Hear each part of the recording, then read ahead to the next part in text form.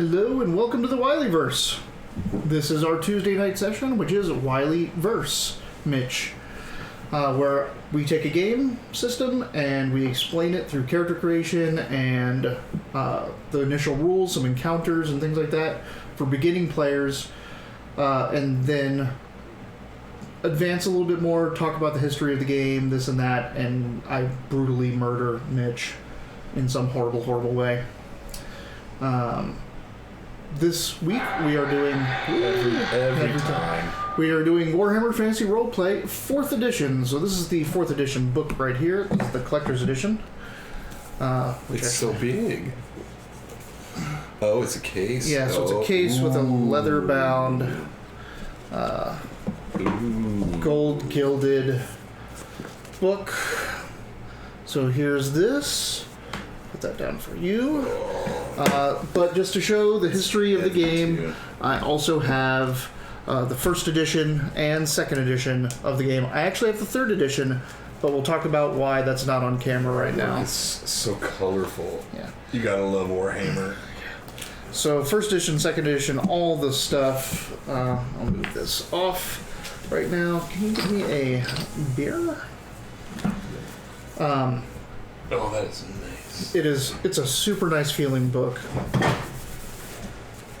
I forgot to grab the papers.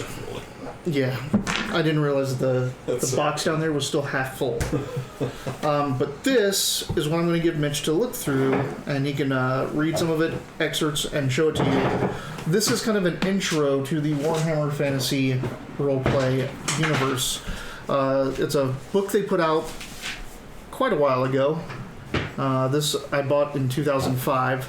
It's called Blood on the Reich, and it is an illustrated guide, a journey through the old world. It's from the perspective of someone living in this land and him going from town to town while he is following a campaign, military campaign, I believe. So this is really interesting. Lots of great sketch work and gets you a feel of Warhammer Fantasy Roleplay. So you can talk about this, look through it, and discuss your knowledge of Warhammer and 40K and that. I have to go grab something real perfect. So anybody that's watched this stream with any kind of regularity understands that most of us that are playing with Wiley right now are fairly new. Usually we have Dayton with us, sometimes we have Kaylin as a guest. On the other hand, though, we do have Robert pretty frequently, and we also have Galen, and they're very experienced. Likewise, Wiley is very experienced. You can't see up here, this is like a third of what we're looking at as far as games and booklets are concerned and things like that. So this sort of stuff is kind of interesting to me, something I really like, having a good time reading through that sort of stuff. What I've learned about 40K so far is that everything sucks. The world is meant to kill you, everything's devastating, everything's horrible. Especially with 40K, it's just everything's a demon, everything kills you. Traveling from one place to the other takes place through the warp, and even the warp is unrelenting and devastating and has to be warded against, and if there's leaks, things happen. It's just terrible. It's awful. So what I've learned about Warhammer is that you're going to die, and the GM's going to try his hardest, and of course they want you to play and have a good time and like that sort of stuff, but it's going to be challenging. And it's going to be rewarding, and it's going to be a lot of fun. So hopefully it's going to work out that way. So what we have right here is the book called Blood on the Reich, he just said. That's got some maps in it, it looks like. Some really interesting, detailed character sketches kind of to begin with, which is a lot of fun. And as we get kind of deeper in, it becomes much more specific what we're looking at. Types of signs, some of them foreboding, some of them not, but if I've learned anything about 40K, it's that fuck you. This is going to be tough. Alright. So a little bit of history. Games Workshop is an English-based company. They created this game in 1986, but it was 3 years after they introduced Warhammer Fantasy Battles, which was 1983, and that was their miniatures game. And so they'd already detailed the world and set up their lore, and then they put this game out. And a year later, 40K came out. So they're all tied together. They built all this lore. They have a lot of time in it. It's great stuff. Oh, wrong one.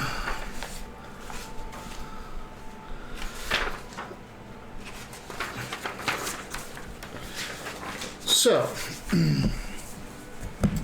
as he's probably said, this is medieval Warhammer. I didn't say that at all. Because you talked about the 40K universe, all this. Yeah. So this has all the horrible, impending, demonic doom of 40K, plus all of the persecution, ignorance, superstition, and plague of the real Middle Ages of Europe. It is a gritty, dark game. It has the potential to be a heroic game, for you to be these amazing heroes if your character survives long enough. It is brutal. I have this collector's edition, and I might pick it up, reference it, show pictures, but I'm not going to use it for a couple reasons. And one is kind of a plague of modern gaming, is they skimped on the proofing, and so there's a lot of inconsistencies, wrong, like just typos, wrong rules references, things like that. And you're saying that's happening a lot with like new editions of stuff? That's happening a lot. To death. Okay. That's happening a lot in the gaming industry, and I discussed it with it, and it might be a topic to hit another time, but in the digital age, where you can just put out an errata, or if someone has a PDF, you can literally update their PDF. Mm-hmm. And you also know you're going to have a community that's going to read through your book and tell you what mistakes there are anyway. It seems that companies are skimping on proofreading before release because they know they can update or issue an errata later. Makes sense. The problem with that is they want to try to front load sales, so they give pre-order bonuses, or they make these amazing collector's editions that people spend a lot of money on, and now this book is obsolete. I mean, it's not totally obsolete. You can read it and get through it, but it has 100 mistakes in it. Incorrect references, typos, redundancies, that sort of thing. What up, man? Hey. This is something we saw with, to reference another Wiley vs. Mitch, we played Teenage Mutant Ninja Turtles, Team and Team. And that book was probably the worst one. As a new person, that's the worst book I've ever read through. Because it's cut and paste from Rift as far as rules is concerned, with new stuff added, but there's typos, missing sections. There's one of the character skills wasn't in the book. Like, it's labeled as a skill, but you can't find it. You can't find it. It was like no description for it. Like yeah, that. It was ridiculous. So, Tabletop, you're doing your wisdom check with Satine Phoenix tomorrow night, correct? Like to promote that on the stream. So, tomorrow night, Tabletop to Keyboard, follow him for Satine Phoenix, the social media guru of D&D, is 10 p.m. tomorrow night, Central Time. They're going to have an interview with her. They're going to talk about her new Kickstarter, successful Kickstarter. It's going to be really cool. So, and Wileyverse is taking a week off next week, and we'll come back the following week on Wednesday. And I think we have one more Wileyverse, Mitch? At least, yeah. Yeah. I mean, I don't know what your schedule is going back to Tuesday, school, but... So followers, especially Tabletop to Keyboard, school starts for me on the 29th. Technically the 26th, but 29th is my first class. My first observation is probably on the 27th, so time allotting might eliminate Wiley versus Mitch to special occasions. Yeah, like, we got our good run, but we're going to try to keep the series up, though scheduling may become inconsistent. We'll have them up on YouTube anyway. We'll do it one way or the other. I think I'm subbed to you guys. Pretty sure I am. Maybe not. If not, I'll definitely sub tomorrow night, because I wanna ask some questions. She's really cool. Oh, you got my. I'm checking it twice. No, I'll sub tomorrow night. It'll be awesome. That's going to be an awesome show. So, as we were just discussing, disgusting. Yeah. Discussing. I mean, it's 40K. It's Warhammer. So it is disgusting. Right. This is Warhammer Fantasy. This is Games Workshop's take on Dungeons & Dragons, and it is dark and dirty and kind of brutal. It can be really brutal. The first edition in 1986, this old thing over here, it really is a throwback. Is that an 86 version of that? I think this was reprinted at some point, but... Either way, that's fun. It's old. It's different. 1989. Oh, okay. So it was reprinted 3 years later, whatever. So... I was 8. My first introduction to this was the same GM that introduced me to Shadowrun. And this guy had a absolute lockdown on rules, and he had an absolute lockdown on environment. Like, if you walk up to a building in Shadowrun and they have this type of security, then if you do anything outside of that, the gun turrets come down and all the stuff. Like, he knew exactly how they would respond. And he was the same for Warhammer Fantasy Roleplay. Our first game ended up with all the characters dead. Like, brutally dead. We missed everything in the campaign. It's a published adventure. We apparently missed everything, and we all died. It was terrible. He was brutal, but this game is also brutal. It is really a throwback to the Dungeon Crawl classics, and even the TMNT. We talked about it. The complete randomness. That was their thing. Complete randomness. Roll it everything. In. So am I going to be rolling everything in random? So the new edition.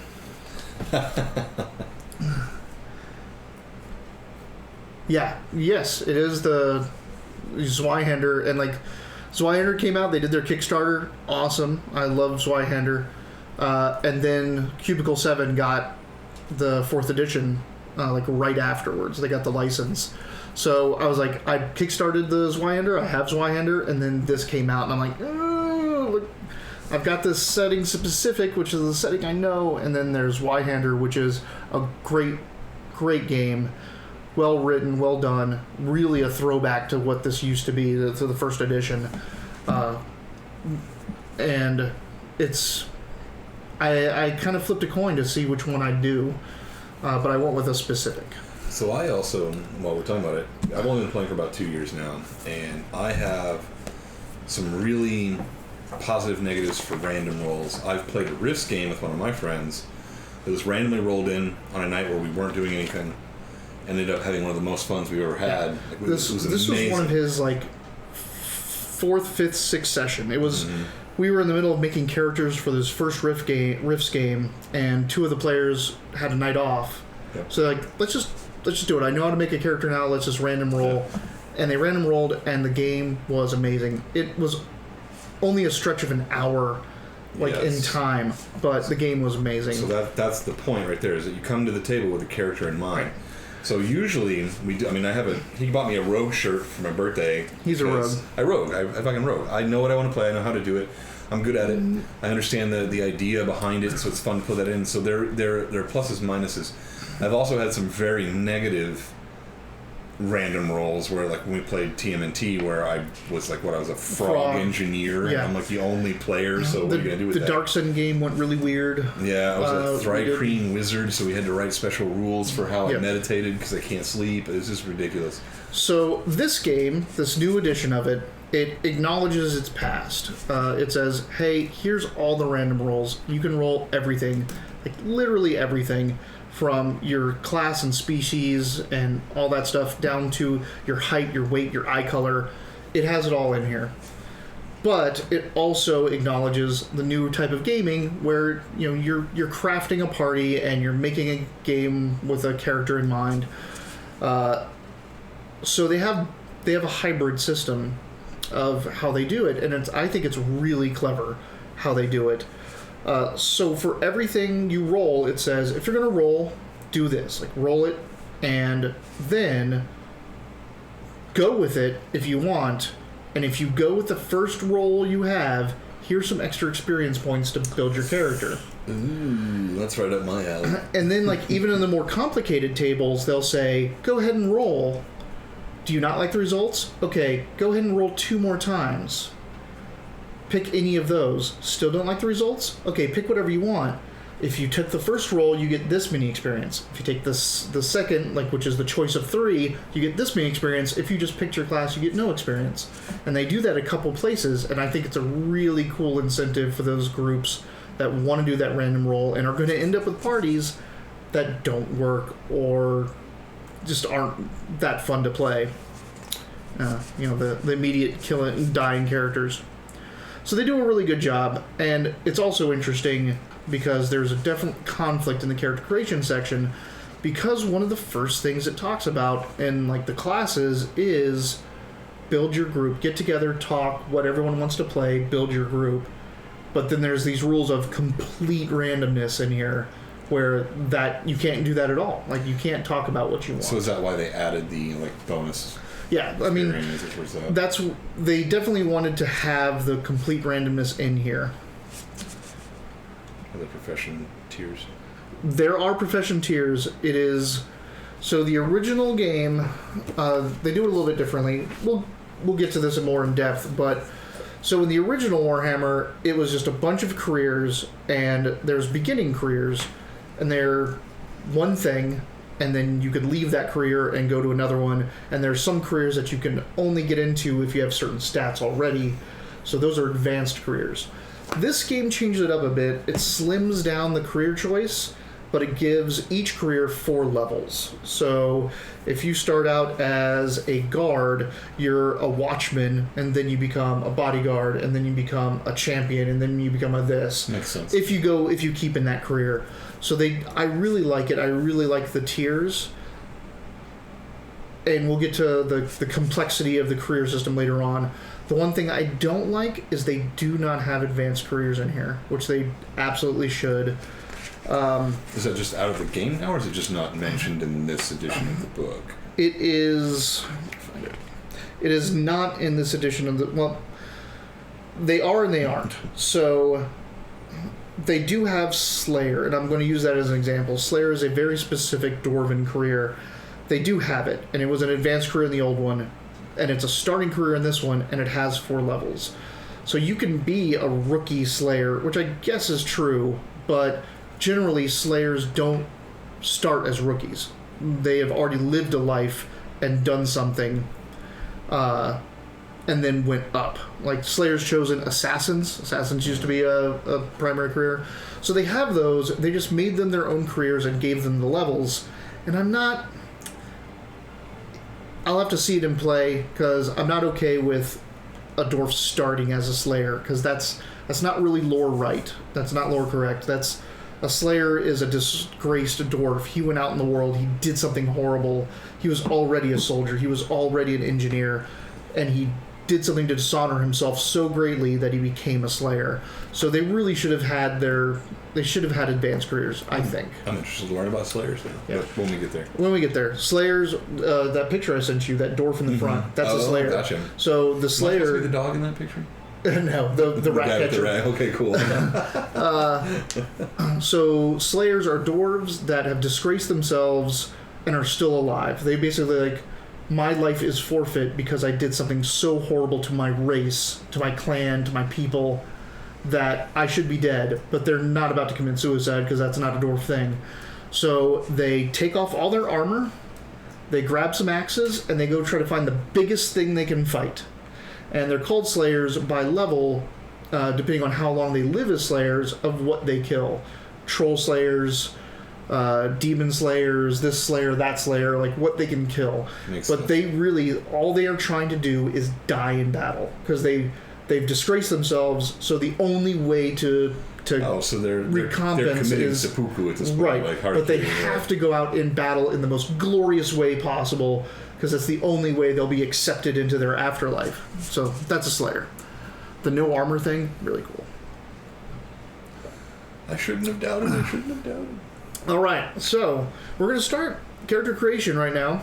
You know about the world. I don't know too much about the world. Give us a brief. The brief overview. So he knows 40k. I'm not going to assume any knowledge of that when I go through this. So this game is set on Earth. So there is a Europe, there's a America, there's a South America, there's an Africa. All these continents exist. There's a general understanding of physics and air and water. But it's very definitely medieval. Okay. It's Dark Ages. So their understanding is people have the 5 humors, and it's all the illiteracy and all the ignorance of that time. Gotcha. Just add magic in. So it's set. Sprinkle some magic on it. It's set in the old world, which is Europe. Specifically, it's right around Germany. They had to shift some things around, and that's because at the North Pole, on this Earth, a gate has opened to the Immaterium, to the Aether, to the Warp. So that's where all thoughts and emotions have manifest, and it's just a pure chaos. Like matter, physics, reality is completely shapeable in that realm. So, quick aside, is that indicative of what happened in 40k? Like it happened here, and then it goes on? No, so this is complete aside from 40k. Sort of. There's all kinds of theories about it. The most prominent is somewhere in 40k, somewhere in that universe, this planet exists. Gotcha. That's enough for me. Yeah. Knowing what I know about 40k, I'm cool in the with that. original games, in the original Rogue Trader and things like that, you could actually make hole in the ozone. Right. You could make. You could find as a demon slayer or whatever character in fantasy. You could find a chainsword. You could find a plasma gun, because that can come through that gate, because that gate leads to anywhere in chaos. So all other worlds exist. Makes sense. It's not a big thing. It's not like rifts, but. Yeah, you could be a person walking out in the field of battle in Warhammer Fantasy, and a Space Marine comes out because Chaos wanted him here, and he came through that warp gate, and these worlds do exist somewhere parallel. In lore, yes or no. So up there is a big warp gate. It's devouring the world. It's changing the landscape. No one can live up there. Pretty much the furthest people can live is in Kislev, which is kind of like the Norse area. Okay.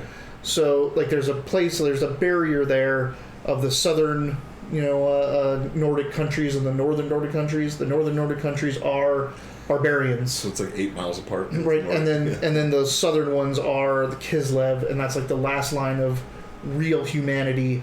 They're kind of Mongol horseman type nation, almost Russian.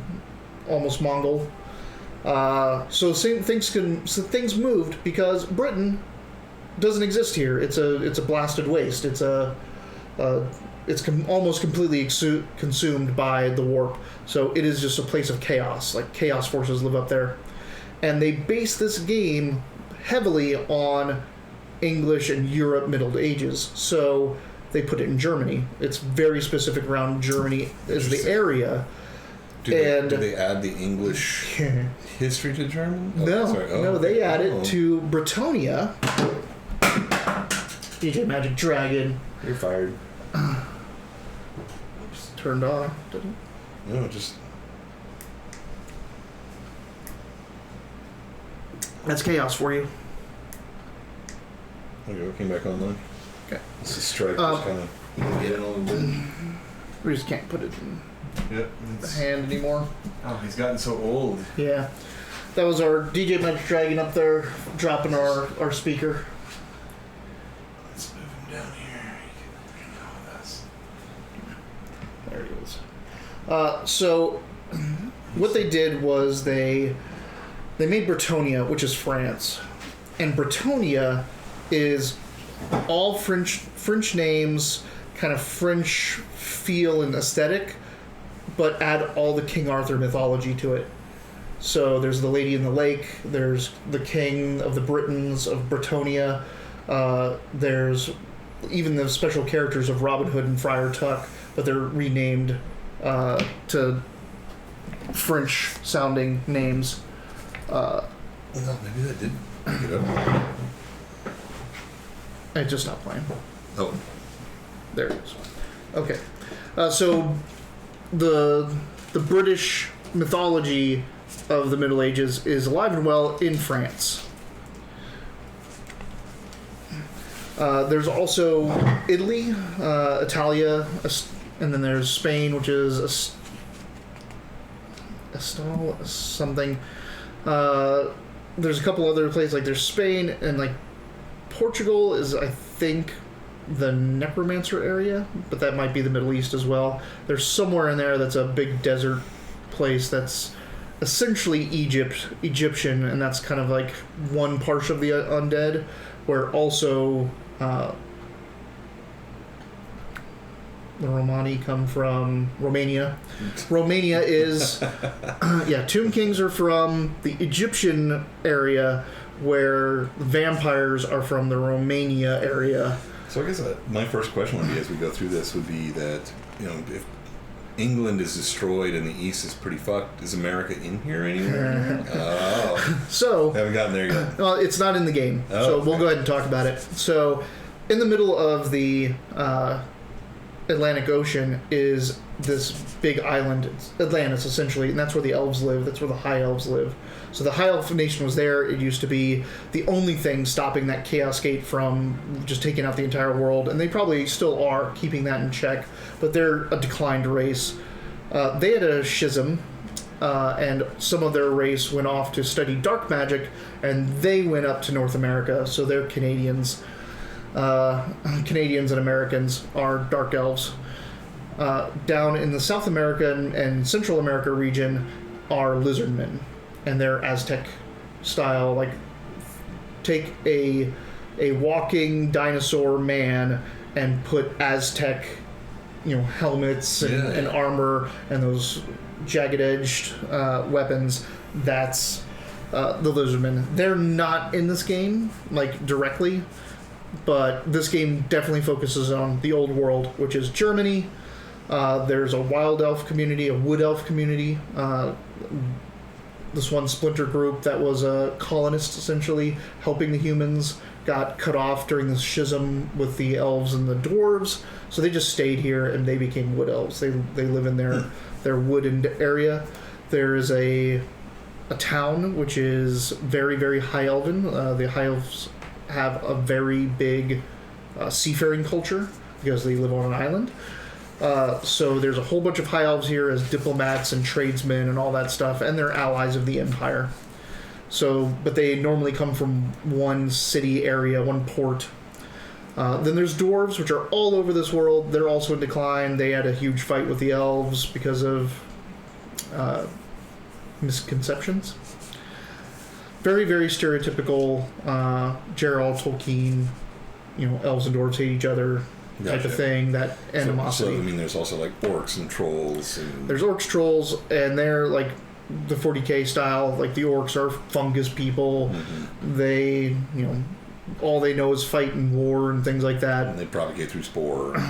Yeah, they don't really know how. It does. You can say yes or no in this world as more fantasy or less fantasy, but pretty much, yeah. You never really hear about orc females or goblin females. They have the same squigs. They have all the same things in 40k. But the first thing of character creation of this old world, and it's definitely, the Germanic... It's Germanic area, Germanic names. The Emperor's Karl Franz. It's Reichland. Most of the humans are Reichlanders. They're coming from that specific area. But you can see and you can tell in the artwork that this is medieval Europe themed, especially, English, medieval Europe, and France, and all of them, like that kind of medieval feel and look to the artworks. Even at that time, the only thing Germany was doing different was high-waisting their pants. Everything else was pretty much similar. DJ Magic Dragon, I'm sorry you had to retire today. We could, string up something through his hands. A little cradle. I'm just happy he's on stream for once. Yeah. DJ Magic Dragon has been playing the music since the beginning of her stream. Alright, so there's a species table. Uh-oh.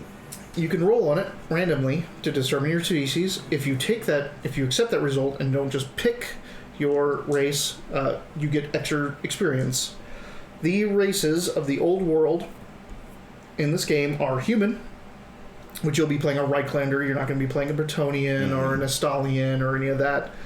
Halfling, which there's a pretty large community, and these are that stereotypical old Tolkien halfling.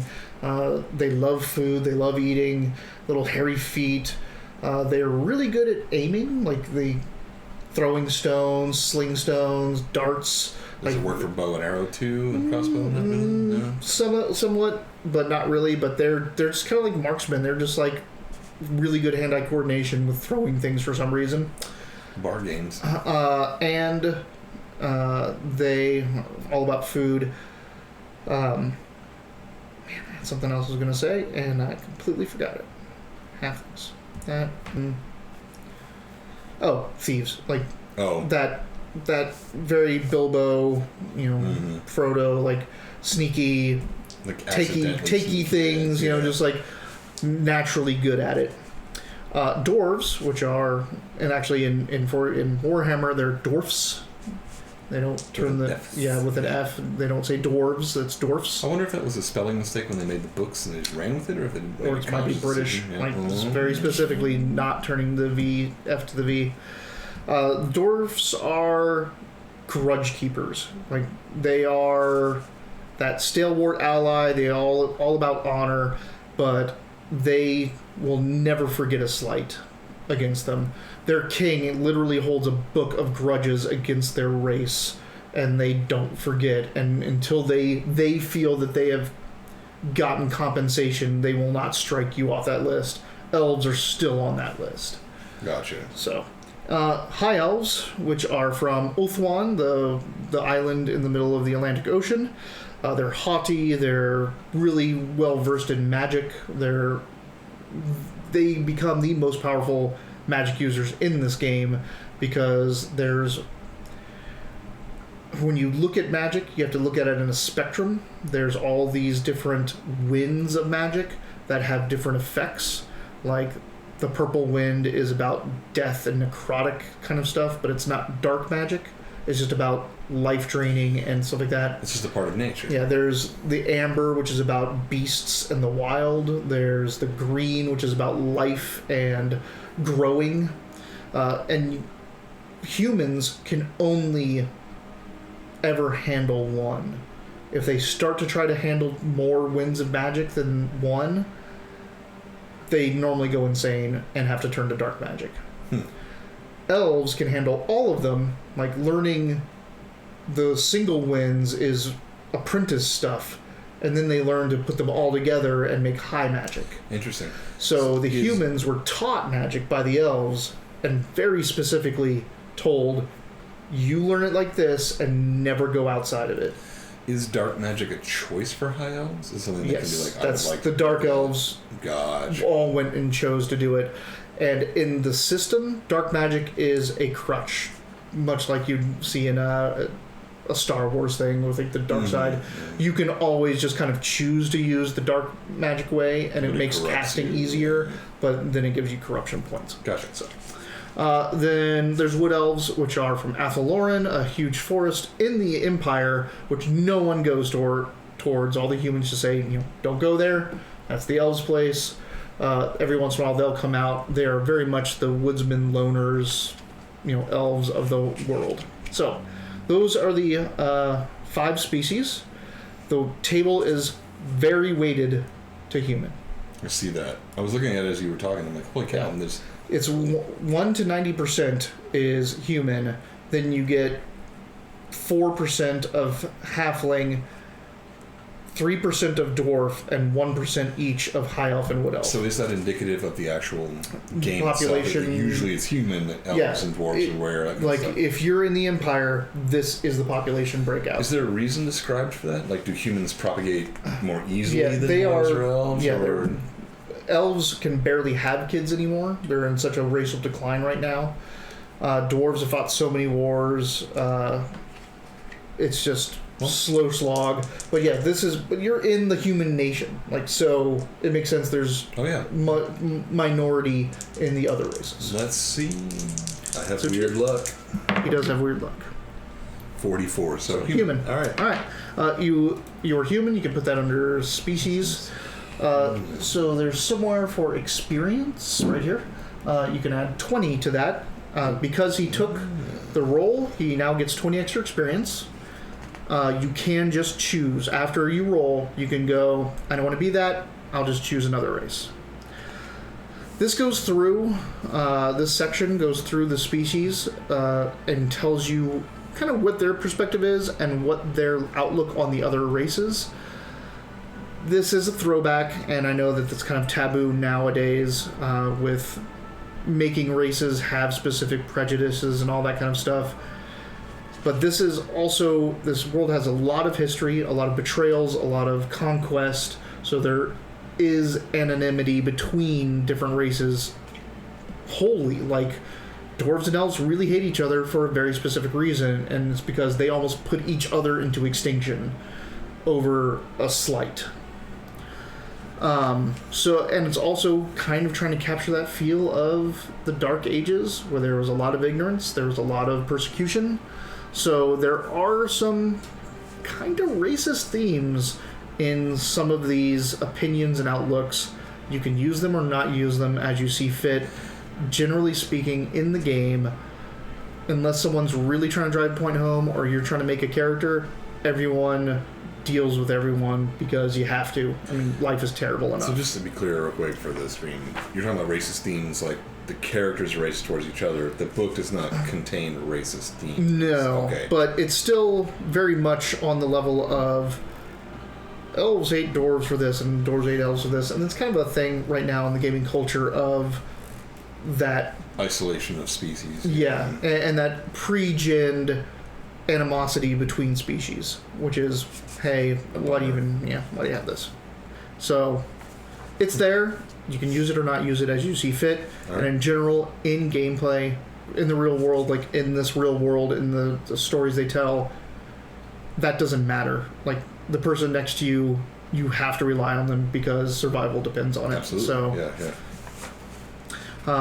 it goes through all the different things. The other thing it does not do at this point is give you any stats. We're not even there yet. I'm seeing that. Yeah. There's no rolling. There's no like physical stats coming down yet. We've just determined species. Now we get to probably the funnest part, which is class and career. Ooh. So the class and career of the old game. Pull this out. They didn't have class. They just had career. Is there a reason behind that? What's the difference between a class and a career? That I think I'll explain. Yeah. So, one thing about this is, they kind of did have. They had class and career in the first ones. Okay. They still had just the big thing. So they still had the classes, but as you can see, there's tons of charts. Tons. Just chart after chart after chart after chart. Down the sides there, and then like almost this whole page over here, just more charts. So they did have class. I didn't realize that. I thought it was just. I do think there's somewhere in here that just has one big roll chart.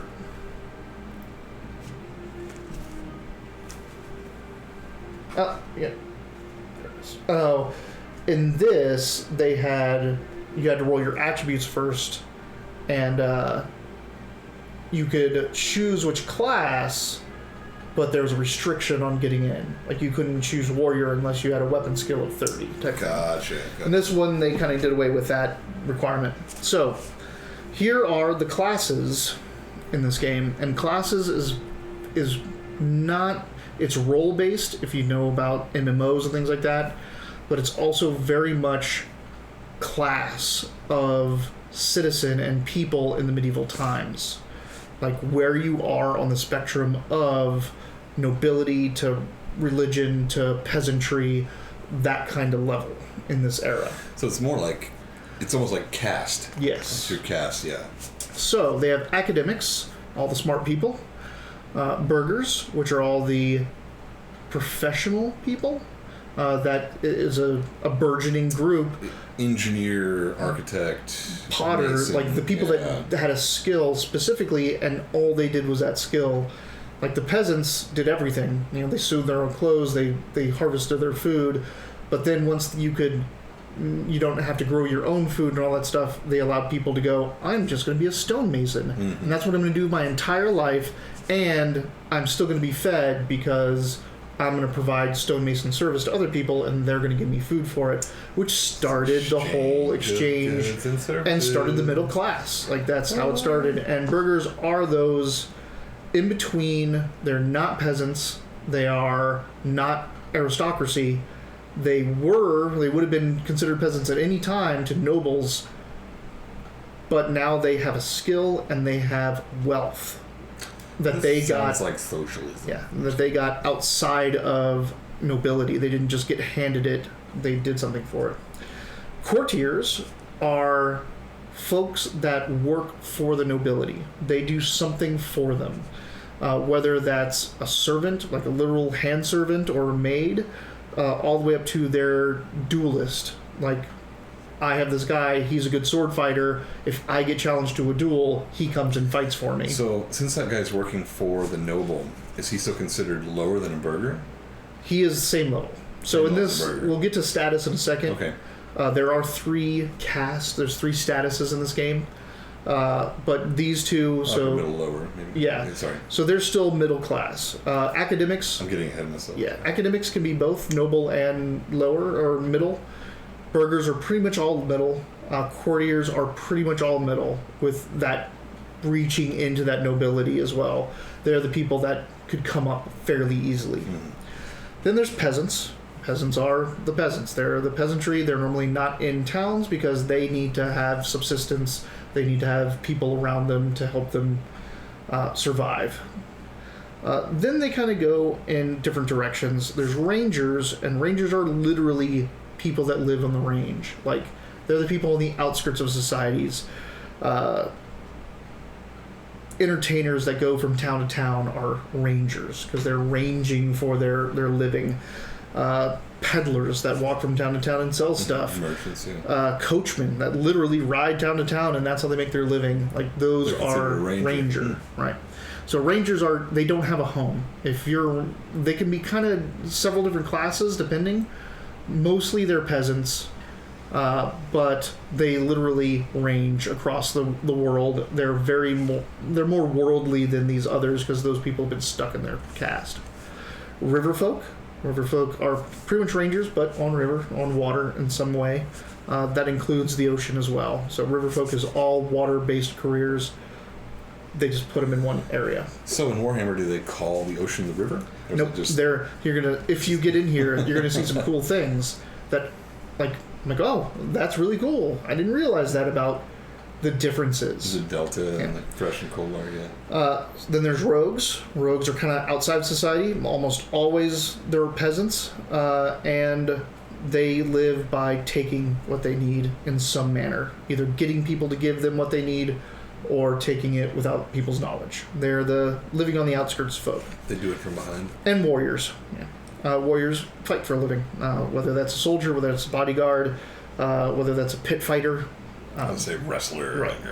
So in each of these, there's a selection of careers. I think there's the same amount in each. 1, 2, 3, 4, 5, 6, 7, 8. There's 8 careers, I believe. Yeah, 8 careers in every class, and there's 8 classes. So that's a ton. There's a ton of these. So with that much, how do we roll randomly on that? So here's human. Oh. And it literally goes from 1 to 100 on this chart. It's a 100-point list. There's some that are a little bit more common and will have 2 or 3 point spread. But yeah, it is based on race. Like, if you see it, like Wood Elf has a whole bunch that are missing because they don't have peasants. They don't have academics. Mm-hmm. There are no Wood Elf nuns. Right. There are no dwarf priests. Yeah, interesting. So humans have the entire scale except for one. Oh, I can't be a slayer because I can't disarm dwarf. myself. Yeah, you don't have that history. So Slayer is a dwarf only. It's only there. But you have the full spectrum of every other career in here. So this is how class and career work. We're going to roll once, and he's going to see what it is. And then if he wants that, he'll get a really good amount of XP. You'll get 50. If you don't like that, you get to roll 2 more times and pick out of those 3. If you pick out of those 3, you get a decent amount of experience. If you don't like any of those 3, then you can pick whatever you want, and you're getting none. 0. Okay. So, first roll, here's the big chart. Should we go over some of these and just like pinpoint some out? Like, because this really is, it's a weird system because like in D&D, you're playing an adventurer. So your class is adventurer. Like, you're a fighter, you're not a soldier, you're not a mercenary. You may have been those things as a background, but now I'm a fighter, and that's what I do to make my money. I'm a cleric, but I'm not a cleric that sits in a temple and, does sermons. I go out and I'm an adventurer. In this game, you are absolutely your career, and you can go back to it any time, and if you don't upkeep it, you lose status.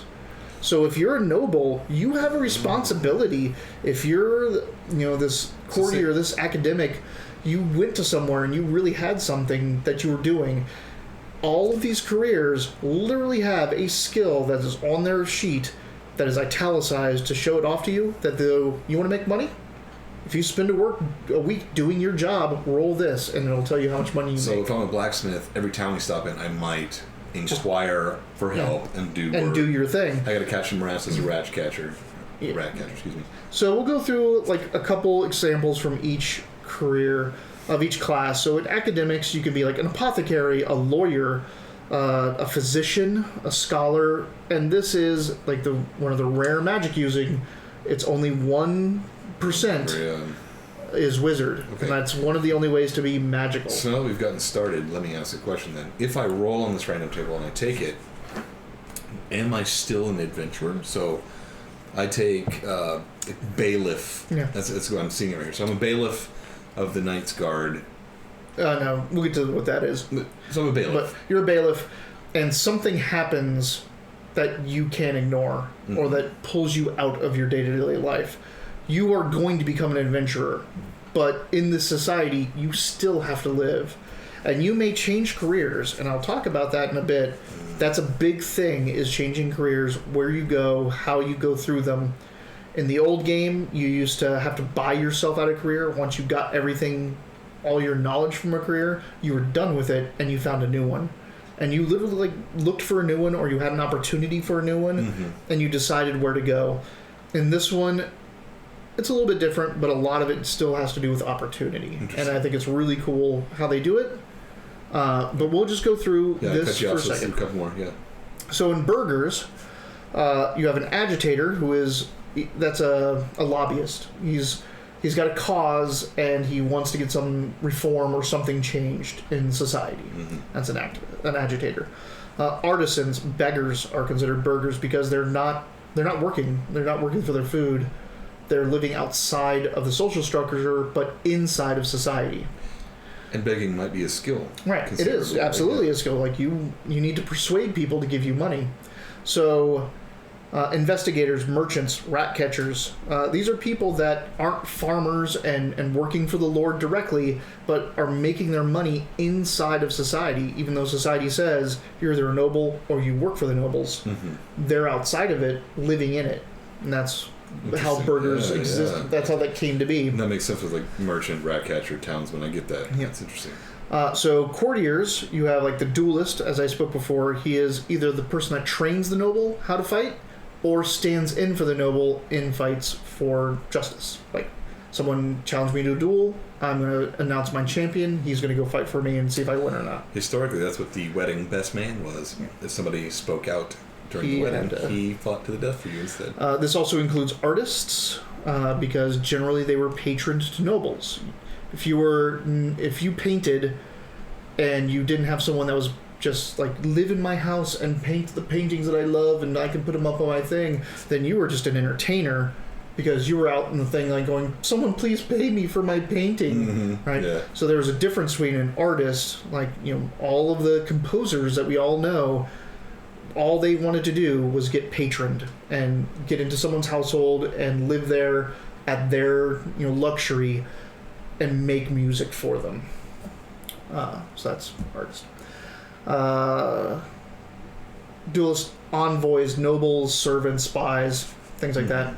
So in the peasantry, you have some interesting ones. You have bailiff, which isn't like a bailiff that runs a court. A bailiff is a person that... I have to look at this because there's a different one as well. There's a bailiff, and then there's a...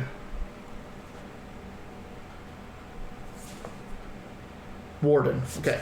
So a warden... I'm going to go back to courtiers real quick. A warden runs a noble's business. So, I think that's right. The warden is the one that goes out and collects taxes. No, I'm wrong. It's the other way around. The warden runs a noble's estate. So when the lawn needs trimming, when a wall gets broken and needs patched, if their hunting grounds don't have enough stock or there's a disease, then the warden's got to take care of it. He is upkeeping the actual property and livelihood of that noble.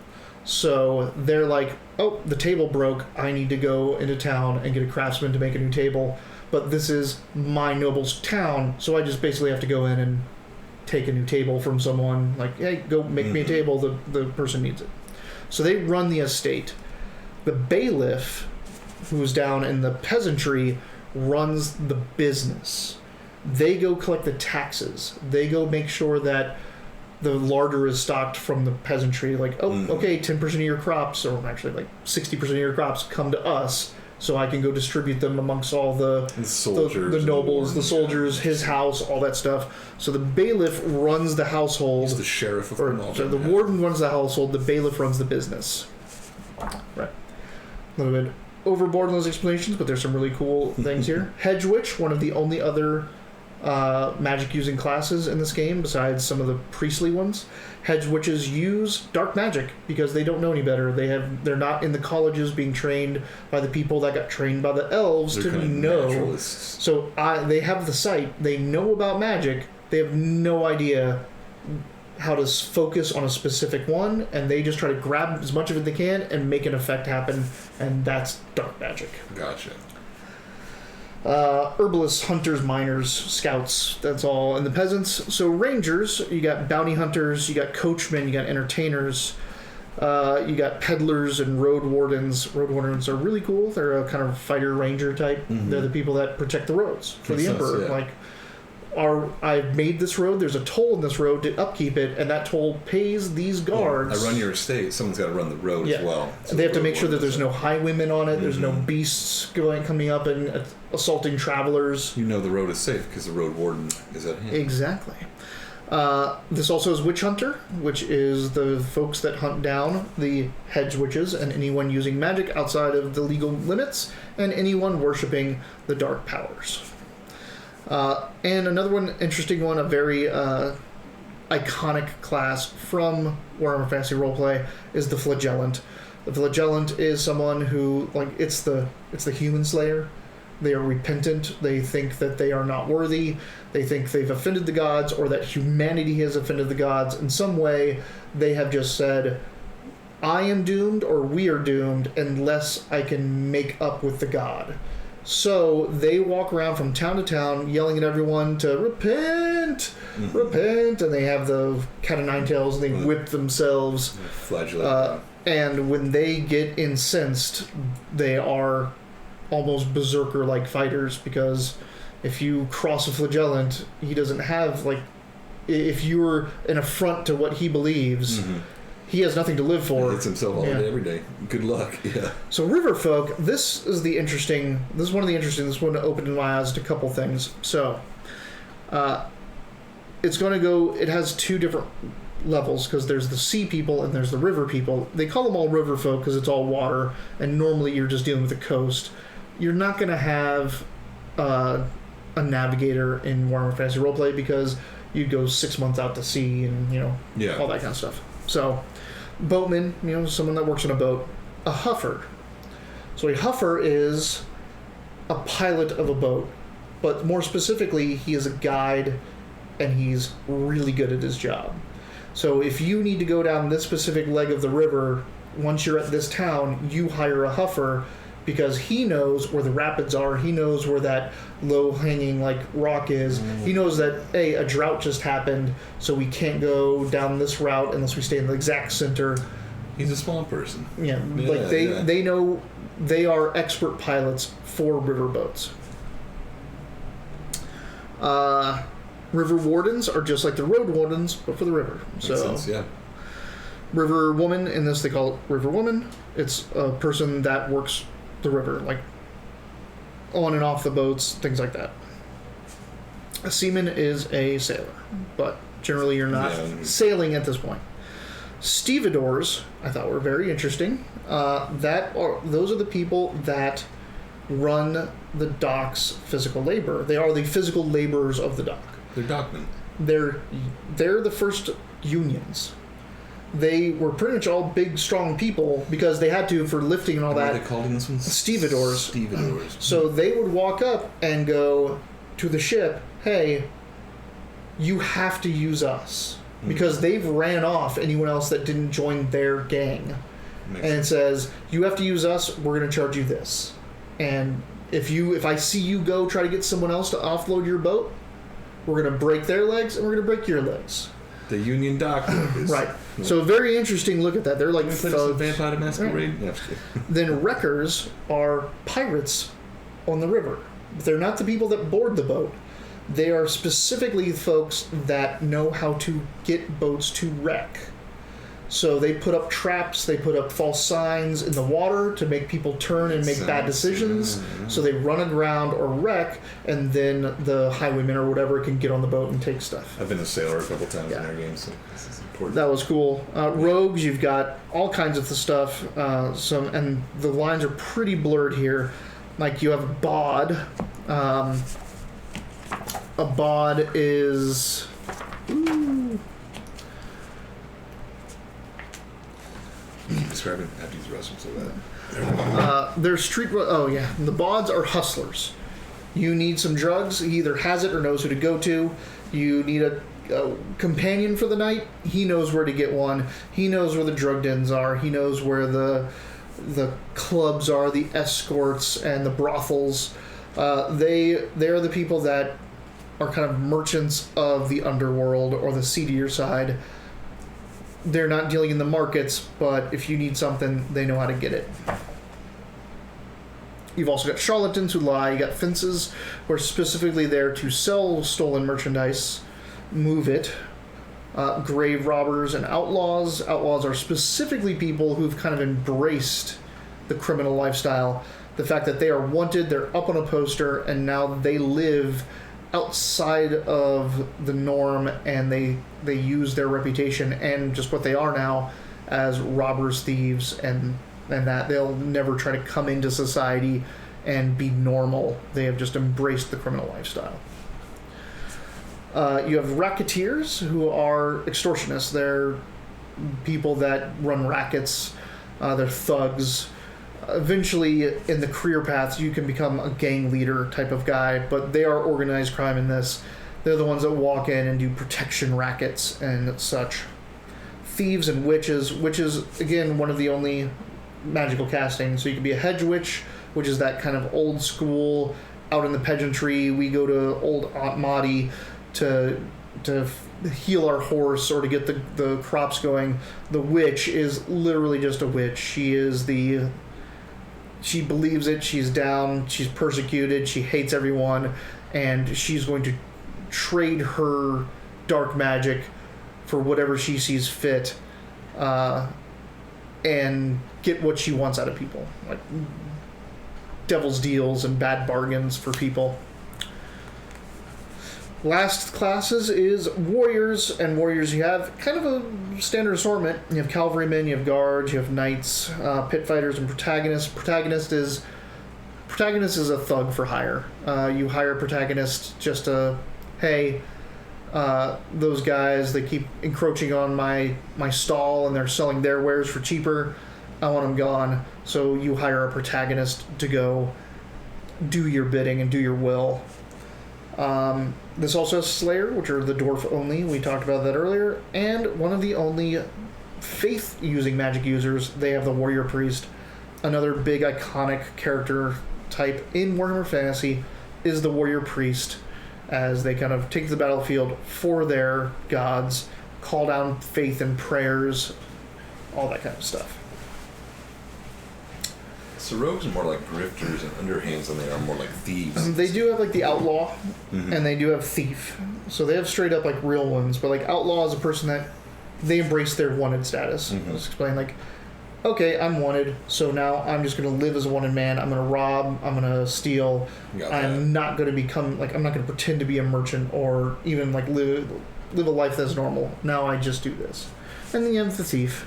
So. And then warriors. Warriors, cavalrymen, guards, knights, the pit fighter, the protagonist, which I was saying is just a thug for hire. Gotcha. All right. Let's do it. Oh, and each of these, by the way, has 4 levels. And each level has a different title. So, like... But you won't make it up the tier necessarily. No. So, and is this in order? So there's academics and burghers and courtiers and peasants? No? Okay. So, the way the career goes is you can stay in a career, and if you complete everything at one level, you can go to the second level. And the things to complete that level or higher, you need to spend more points. We'll get to it in a little second. Can you get out of your yes social status? Yes. Okay. Normally, it's a role-playing opportunity. Like, you can't just go, I'm a beggar, and now I want to become a noble. Gotcha. Like, you can't choose that class. Right. You have to have done something in the game to get that. Here we go, townsfolk. What are you? Whoa. 72. It's kind of up here. Don't roll fucking rogue. Stevedore. Okay. So you're a dock worker. You beat people up for a living. Well, you move goods for a living, so and then you kind of beat I get people 50 experience if I take this. If you take that, or you can roll 2 more times and take 25 experience. Let's do that just for the sake of the game. So 72. So Stevedore is the first choice. Mm-hmm. Put that down right here, Steve. All right.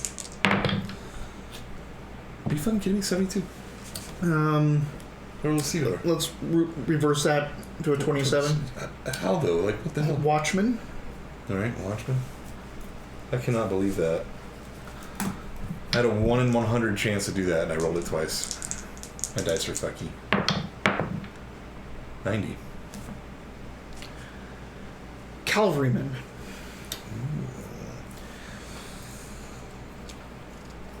Would like having a horse. I mean, you probably have one, but...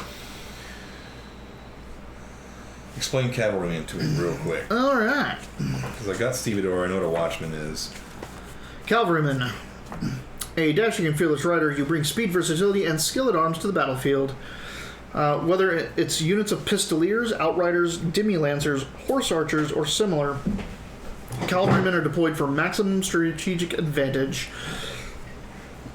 On campaign, that means scouting, raiding, harassing the enemy line, or defending foragers. On the battlefield, they are also particularly versatile, able to strike quickly and melt away.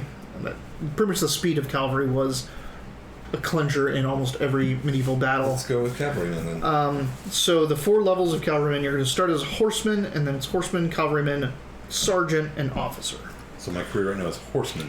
Is your class? Career path would probably... Oh, career level is horseman. So career level is horseman. Your career is cavalryman. All right. Your class is warrior. Very interesting. Interesting, yeah. All right. Sure. All right. So that's pretty much it for this step. Perfect. So what is my class then? Have we not gotten to that yet? Oh, your class is warrior.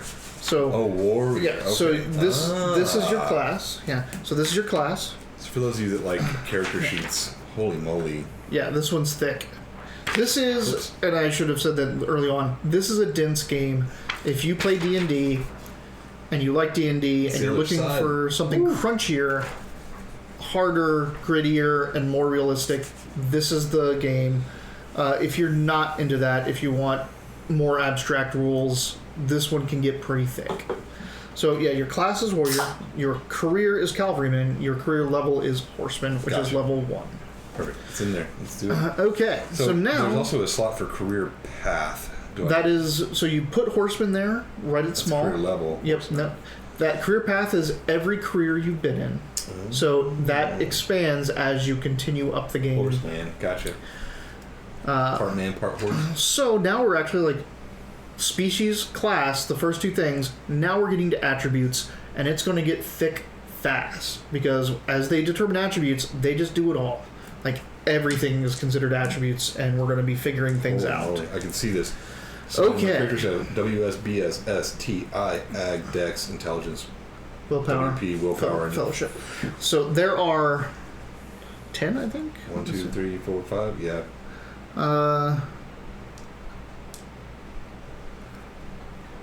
Yeah, 10 characteristics. So I'll go through them real quick.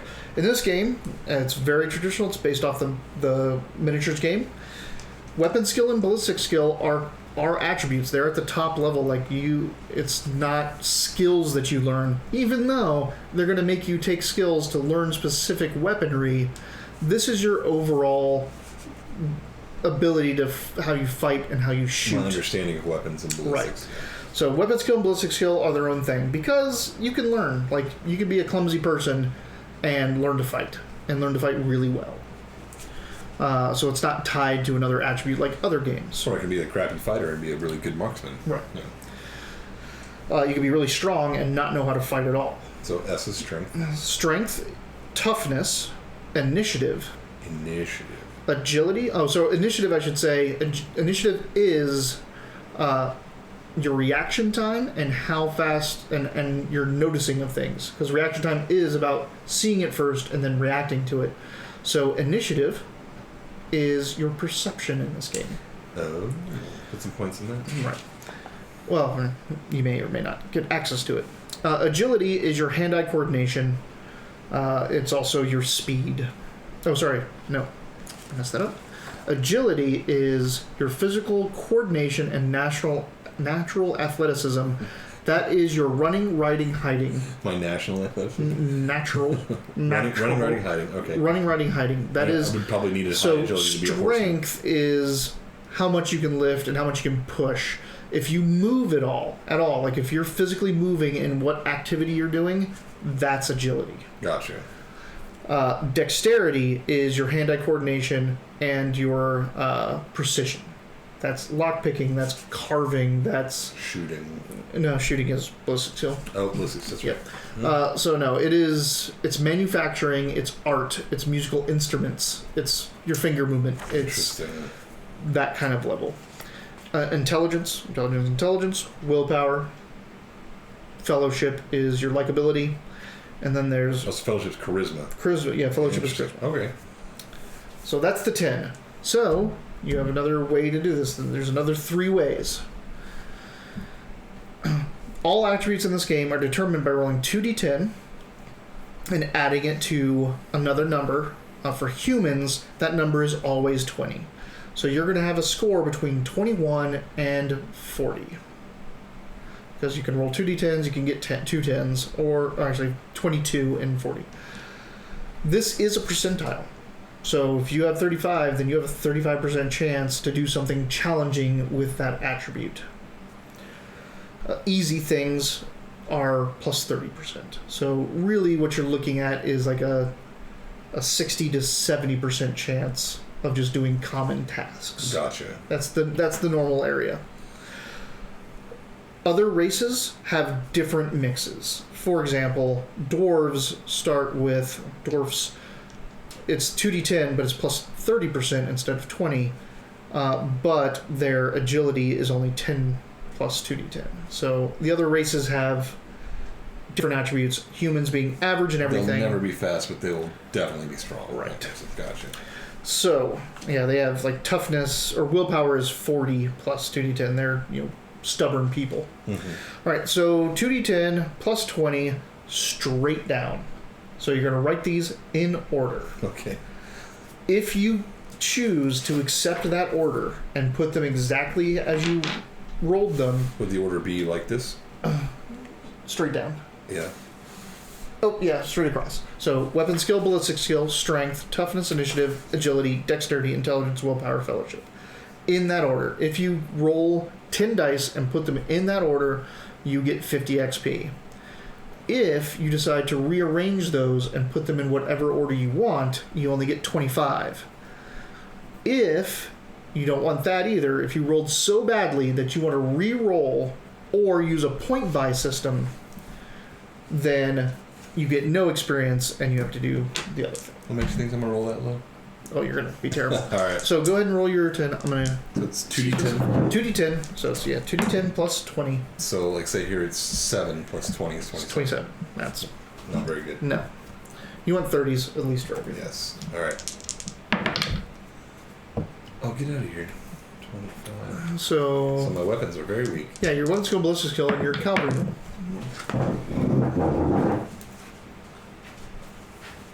It's a 9. It's like, get out of here. There we go. Dope.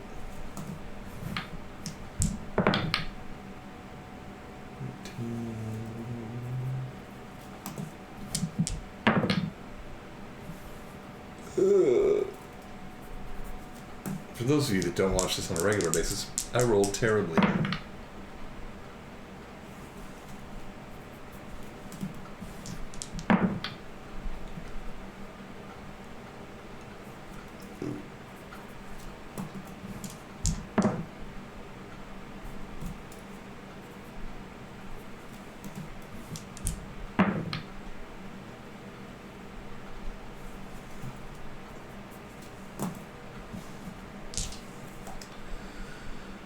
I only have 5 skills that went above 30.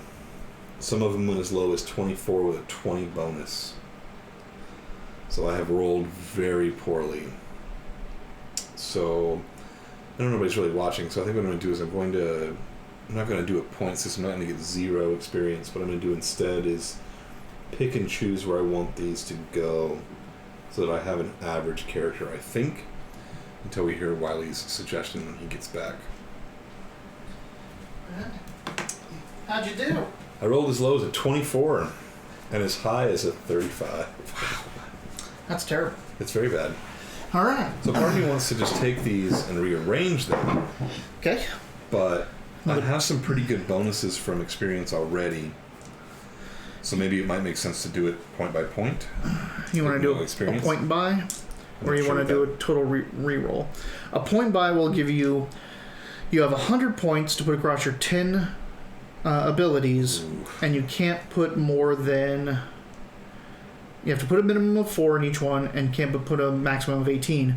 But what that gets you is you can have a 30s across the board. Mm-hmm. Or you can re-roll and see what you get. Is a reroll 0? Reroll 0. Reroll or point buy. And after this, if you decide to reroll, you can reroll and take what you get, or you can still go to the point buy. Once you have 0 experience, it doesn't matter what you do. Well, let's reroll then, because this is very poor. Yeah, that's very bad. All right. Are those 10s?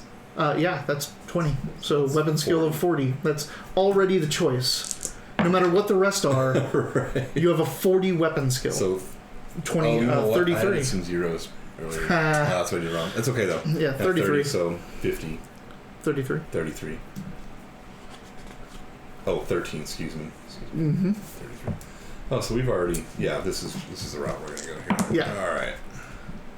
6 is still 26. 26. I'm not very strong, but whatever. Got a horse. You're a horse. I can get out of here with this shit. 11. That's 31. It's 12. Not 12. And a 6 and a 5. It's a 6 and a 6. Oh, okay. The lights hit it. Yes. 32. Get the fuck out of here. 30. That's I know. That's what I'm saying. Like, how did this happen? What happened the first time? This is 12. 32. Yeah. Fucking 31. 31. This is an average roll. Like, Yeah. oh, and by the way, back in the original one, they didn't have rules for like putting anything you want. You had to homebrew that, but in the original, you went straight down, and then you had fate could let you re-roll one of the results. So you're like, I want a better strength, and you could re-roll that. So the new rolls are weapon strength 40, ballistic skill 33, strength 26, toughness. Yep.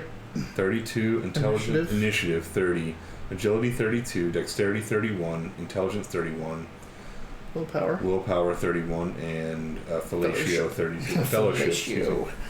All right, so knock those in. These are initial, no advances, no parent. Gotcha. Correct. They are initial. You're going to get things that can change initial, but almost everything from now on is going to be in the advances. Gotcha. And we'll explain that in a second. Okay, so that's his 10 basic characteristics. There are now a couple more. One is wounds, and that's how much damage you can take. We're not going to figure it out until the end because it's based on other stats, and those may change. Also, in this game, it goes off a bonus system. So the tens digit of each attribute is your bonus in that attribute. So +4, +3, +2. Right. So your strength is a +2. It's a 26. And the bonus of that is the 2, so it's +2. When he attacks with a weapon, that's what gets added to damage, is the +2. If you had a 30-something, it'd be the +3. If you had a 40-something, it'd be +4. Not all attributes use their bonus, but most of them do. Like weapon skill and ballistic skill, I don't think ever use their bonus. But strength, toughness does, because that's how you resist damage. Willpower does. That's how you resist insanity and corruption. Your bonuses come for like defensive actions rather than offensive actions. Or the strength is damage, but it's passive. It's almost always passive. Something that just you have. Gotcha. All right, so we're not going to figure out wounds because wounds is a formula of adding up bonuses, and you may change your attributes. Gotcha. Or your attributes may be changed by your other decisions. But now you have 3 other attributes. So you have fate and you have resilience. So in the Warhammer game, in the old one and all of it, fate is a big thing. Like, destiny could choose you, and it's pretty fickle. So you could become a great hero, but most likely you're just going to die horribly in a ditch somewhere. But you're a little bit special, so it might take you a year to die in a ditch because you have fate points. And Gotcha. Fate points are going to allow you to change your fate. So you have a section right here. Mm-hmm. So starting, you don't have to write this in yet, you have 2 fate. Then you have resilience, which is next to it. Resilience is your personal determination. I am going to be something with my life. I'm not going to die here in this ditch.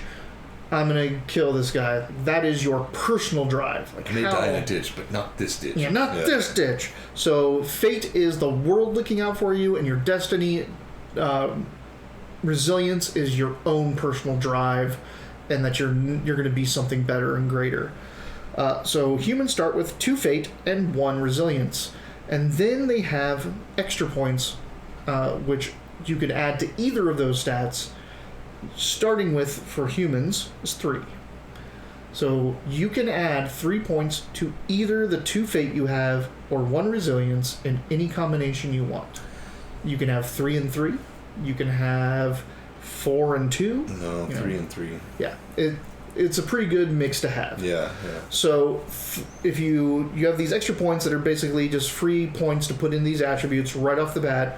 The different races all have different levels. Almost all the other races, besides human, start with 0 fate. They already had their time. Dwarves and elves are the ancient races. They already had their time. Halflings aren't going to make their mark on the world. It's humans' era now. Something tells me if you have the luck to roll dwarf, then you probably don't need this fate. Yeah, you're tough. Like you're tough to begin with. So they have less points to start with. They have less points to put into those, as they have other bonuses. So those give you pools of temporary points, kind of like inspiration and fate points and things like that. So you see fortune and you see resolve. Mm-hmm. You can write in the same number that you have in the other one. Those are temporary points that you spend during the game, and they refill at different times. Like every time we start a game session, your fortune points refill back to the attribute. Makes sense. There's a way. So fate is very powerful. It's the attribute that gives you your fortune, which allows you to manipulate the game in your favor. But if something really bad happens and you can't change it with fortune, you can burn your fate, literally lower your attribute in it to make a big change. And I'll explain how that works later on. We're kind of getting in the game. Kind of like big damn dice. Yeah, big damn hero dice. Right, but once you burn it, your fortune pool goes down. You'll only ever, like, if you burn one of yours and you only had 2, you'd only get 2 fortune points every session from then on, because you burned a little bit of that luck. So this is very much like cinematic, like, you're dead. I'm like, no, I'm not. And then do that. Yeah, gotcha. And there's actually interesting differences between what resilience does when you burn it to fate, your own personal determination versus destiny changing for you. Interesting. So, all right. Very cool. I do not like a multitude of meta currencies, and that's what these are, where there's inspiration in D&D, there's fate points in other games. I'm okay with that one pool of points. Now I have fate, I have resilience. But now, like, you have these points which do this, you have these points which do this, and I'm not a huge fan of that. It's giving the players more complexity and more things to manage on their sheet. But in this system, I'm still feeling it out. There's only 2. They make sense, and they're very low. You're not constantly adding and subtracting to them, so we can see how it goes. All right, and your movement is the last thing. This is standard throughout Warhammer Fantasy or Warhammer in general. A normal person has a movement of 4, and back in the day, that on the map that was 4 inches. So what's my walk and my run? Your walk is twice your movement, and your run is 3 times your movement. So 4 and 12. That is yards. So you can walk 8 yards in a turn.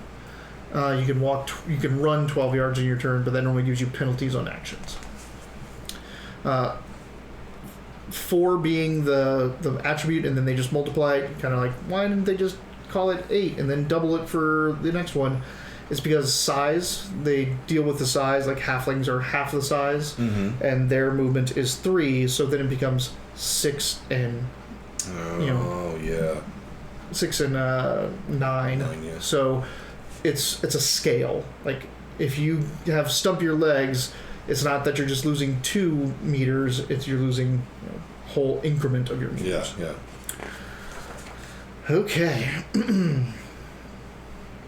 Determine fate and resilience, determine fortune resolve, determine motivation. So motivation is how you get your resolve back, and it's generally a single word, and it's somewhere on here.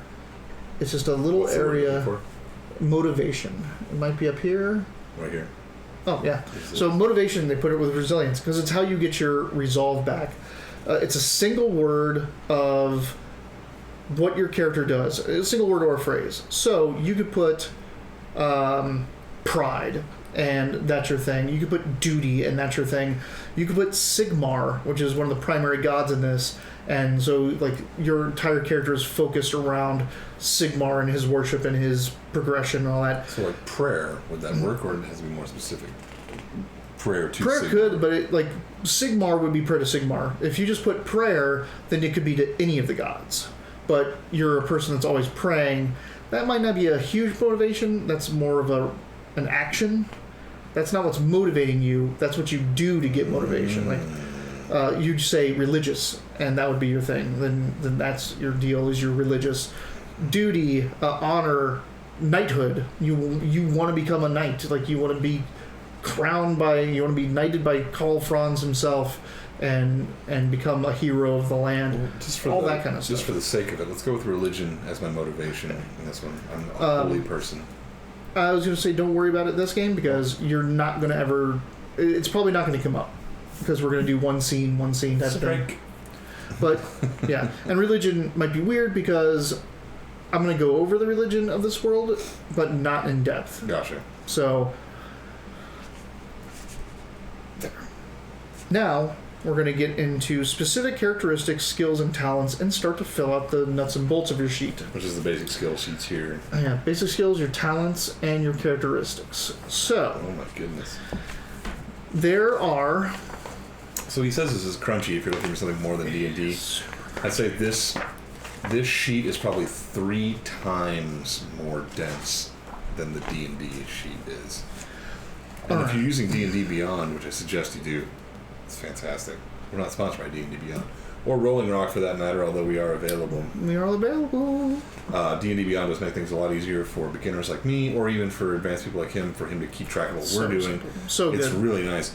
For the cost, it's effective. It's fantastic. This is insanity. Okay. Learning about Warhammer. I should have known. It's Warhammer. Yeah. I should have known. So I'm going to show him this. I'm going to try to show you guys at home. But every class has a spectrum. They have like an advanced scheme at the top, which shows the 10 attributes, and then it has symbols underneath them. Mm-hmm. So the cavalrymen, their initial main focus attributes or characteristics are weapon skill, strength, and agility. Okay. So this system really relies on the tiers of the ancient, of dark medieval time, dark ages, medieval times. The tiers, and they put them as colors. There's the bronze tier, there's the silver tier, and there's the gold tier. So, peasantry, the burghers, the nobles. In this, they use that imagery in many different things, and one of them, in this case, is this advanced scheme. So the first 3 attributes that you have access to increase and mess with, the first 3 characteristics, don't have any background. They just have a cross. And then if you were to go to the next level of this, if you were to stay in this career path and go from horseman to cavalryman, then you unlock ballistic skill. Oh. The brass level. Yeah. Then you unlock the silver level. Then you unlock the gold level. And that, in this case, if he were to go progress entirely through cavalryman, his first 3 attributes that are primary to him are weapon skill, strength, and agility.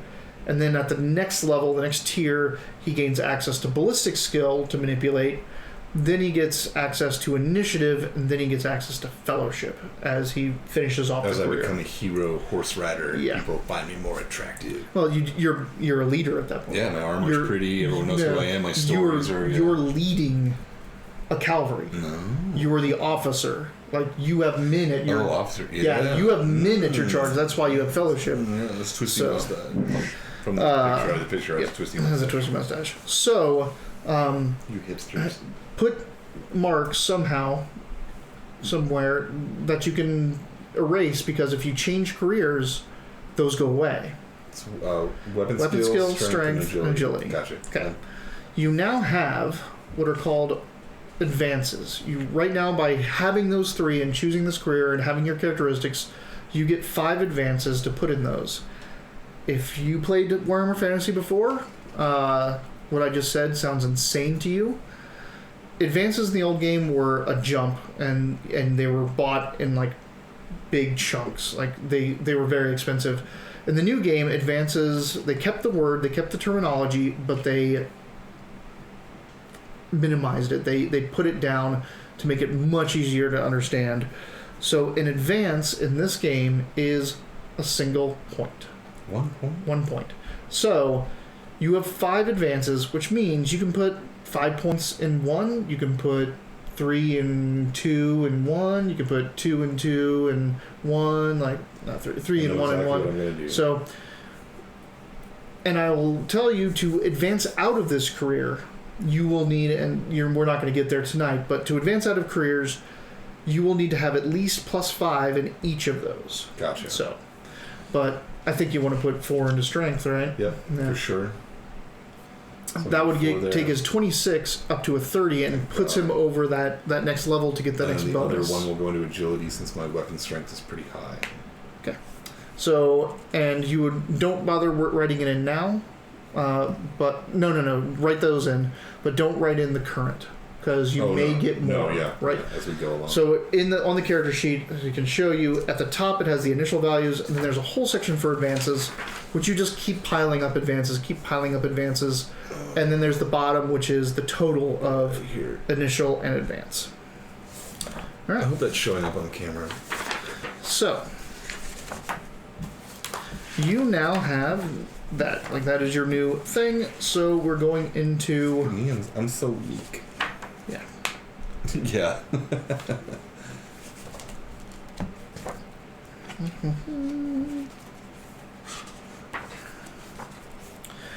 So, the next thing to do is get your skills and talents. So, the start of a career, when you first enter it, they're going to have 8 skills listed, and you will have the ability to get them all, but you shouldn't write them down because you have the choice to take them or not. Okay. So, how do I want to tackle this? I get 6 of these, you said? You have 8. You're going to have 8 skills. And understand that on the character sheet, these skills, all of the ones that are listed, are ones that people have naturally. So even because you don't have navigation, I can row a boat even if right. I'm not strong. Yeah. You have navigation. You try to figure out which direction to go, even though you were never taught navigation. Let's say. Then there's grouped and advanced skills, which you can't use unless you have it, and that's what you're going to write over here. Okay. So this isn't all the skills. This is just ones that people have naturally. This is a sheet and a half right here. Yeah. All right, let's do it. All right, so I'm going to go through these skills. If they're on the sheet, you can mark them. If they're not on the sheet, you can write them down, but understand that if you don't put points into them, you don't have it if it's an advanced skill. So if you write something down in the advanced skill and you don't decide to put points in it, you can't roll it. Okay. And that's the difference between advanced and the basic skills. All right, let's do it. Animal care. Of course. Yep. Why is that up here? Oh, it's because no one just naturally knows how to help a horse give birth or gotcha. that kind of thing. Makes sense, especially for a cavalry. Yep. Charm animal. Endurance, which is a basic skill. Endurance. I'm not putting anything in like this. I'm just checking off. Mm-hmm. Okay, cool. All right. So you. Oh, okay. Language battle.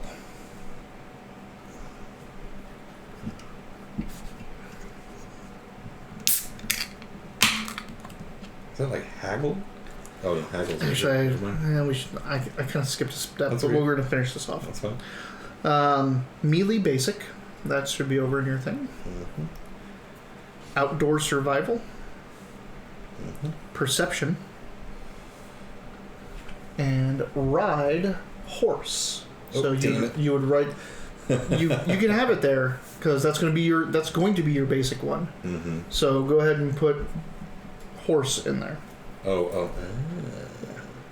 That's what you learned to ride. It's basic, but it's specifically basic. Gotcha. Okay, so I shouldn't have gotten to that point yet. It's okay to have them. I should have went to the races first. So before you get your career skills, you get your race skills. You're a human. You grew up and you learn things. Mm-hmm. So as a human living in the Reichland in one of these towns or villages, you picked up stuff. You picked up abilities. And I'm going to read off a list. You're not going to write them down if they're special or anything like that. But what you're looking at is you're going to pick 6 of these. 3 of them, you're just going to add 5 advances to right off the bat. Like that's your 3 things you did when you were growing up. And you're going to get a +5 to them. Bam. Okay. Then you're going to pick 3 more that you're going to get +3 in. Okay. Understand that if these are not on the list that I just gave you, they stay where they are. Like you can't advance them anymore. You've gone on to your career and you're not doing those skills anymore. So those aren't. I can't advance in those skills. But if they are on the list, then you can because they're part of your career. Gotcha. For example, animal care is one of the ones you can take because humans in the Reichland are around animals all the time, so it's something you could have picked up. You could have had to go milk the cows. You could have had to go, fleece the sheep and all that kind of stuff. So you could have learned that. So I'm going to run through these. I'm going to explain them, and then we're going to go back through, and you're going to pick 3 primaries, 3 secondaries. All right. Animal care is one of them. Charm, that's being charming. Cool is super important. Like that, in this game, cool is up there even more important than perception to me. It is what you roll anytime someone tries to mess with your mind in any way. Intimidation, corruption, magic. A lot of magic uses against it. Anytime you're in battle and something goes wrong, you're pretty much testing cool. So this is basically just a general statement for willpower. It is not just like your personal willpower, it's how cool you are under pressure and everything else. It's not just your personal willpower, it's how much you've learned to handle stress. Gotcha. It is so important in this game. All right. So important. That's 3. I mean, you're going to read them all yeah, off. And then I'll evaluate. pick up. Evaluate. It's not a thing in there. Evaluate is identifying money, like how much money something is worth or how much worth something has. Gossip. Gossip is getting information or spreading information. You can put things out there as well. Haggle is changing the price of things. Language. So you're going to speak Reichlander already. This is for language Bretonnian, and you can also take language Wastelander, which are the Northerners. Leadership. Lore of Reichland. Melee basic and ranged bow. So you're going to pick 3 of these to get +5 in. And it's going to kind of like determine what you did as a child and what you did growing up. Honestly, in this situation, knowing that you don't have cool in your career, I'd totally game this system and pick cool as one of your primaries. That's just important. So just put +5 and... You just put 5 in the advances? Oh, in the advance. ADV, yeah. Alright. Characteristics on that sheet is where you're going to write in whatever the final value is for what it's on. I'm also going to take melee basic. Okay. And you're going to take that +5? Mm-hmm. And then probably ride horse. I mean, that would make sense. Nope, you didn't have ride horses. It's not in your humans. Nope. Nope, it's not over here. That was one of your careers. Sorry. Yeah, you didn't get that. I have multiple marks. Right. That's why I was kind of like, don't mark these. Yeah, no, totally. Like, these are your upbringing. You didn't have that. You could take animal care. You could take charm, haggle. Let's do animal care though. I mean, that makes sense. Okay. So animal care. Perfect. So he's taking for his racial skills, animal care, cool, and melee basic. So he kind of grew up in on a farm to be a fighter.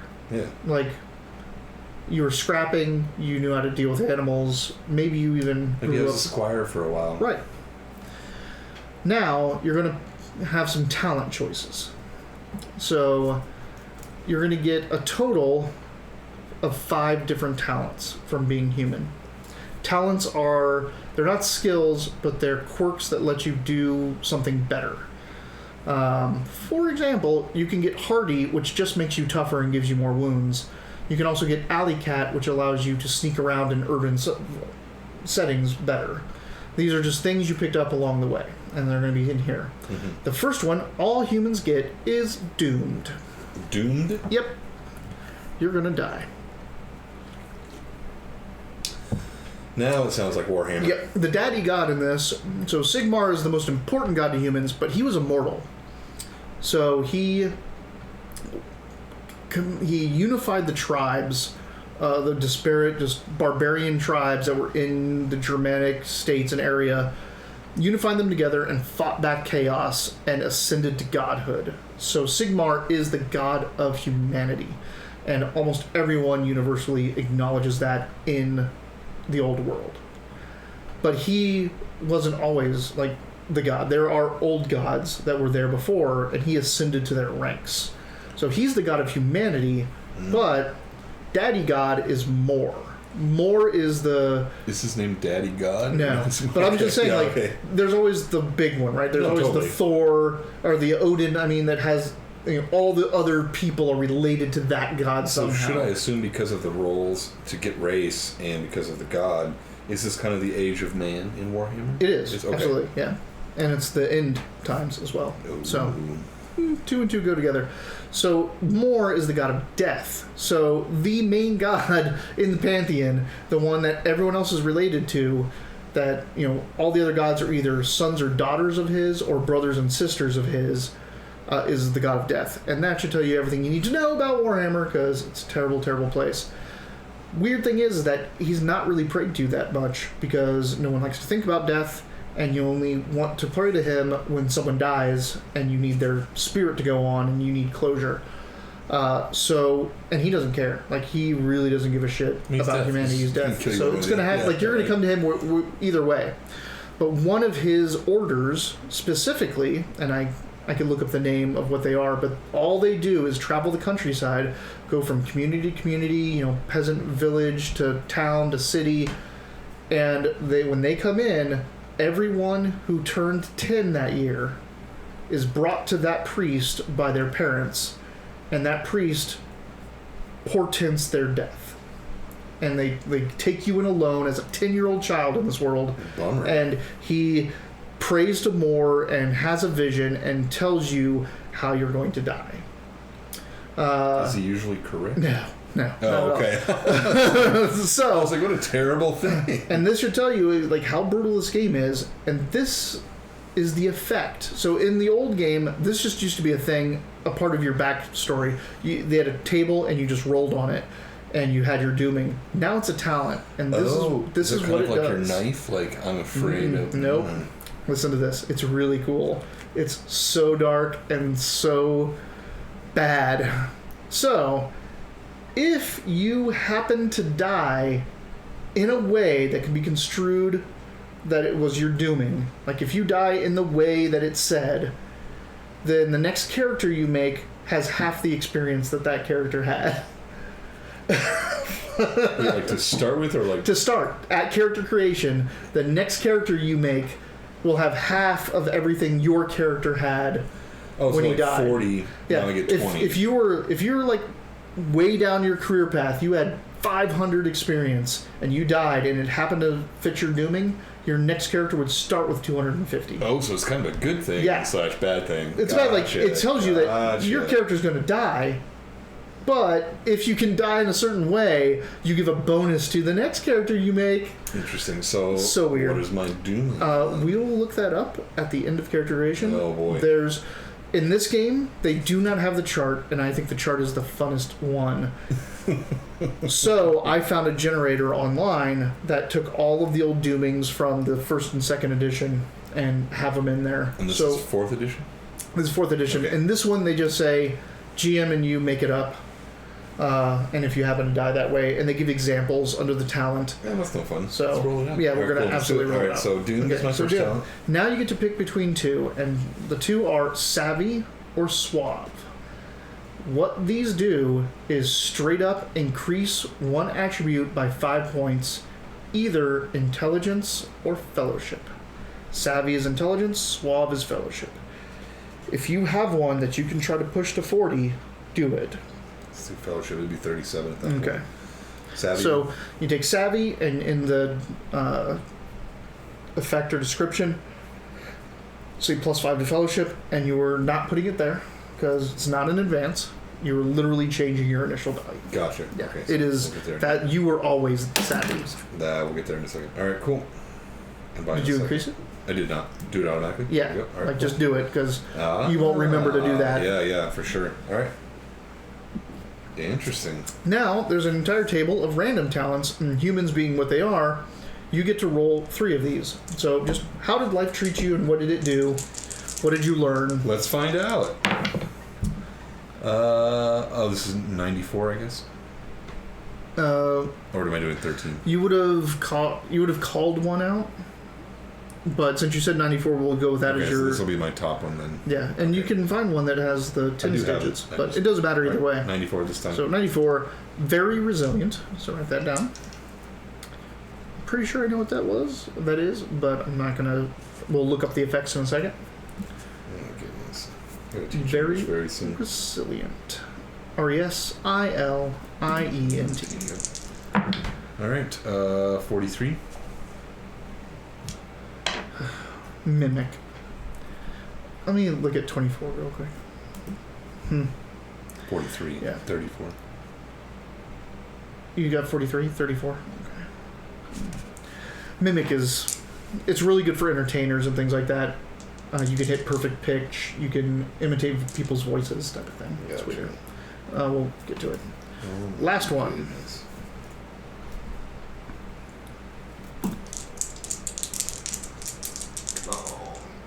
I'm good. 11. Artistic. Great. Okay. So we're going to quickly look those up because they may change your attributes.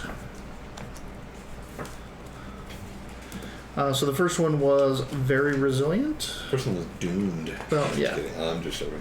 Yeah. Very resilient, mimic, and artistic. Very resilient gives you a +5 to your toughness characteristic, just like the suave gave you the +5 to the other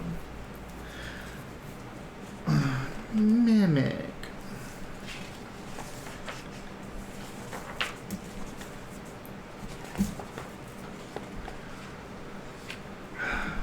I really don't like mimic. It's just kind of a waste unless you're a super actor, entertainer one.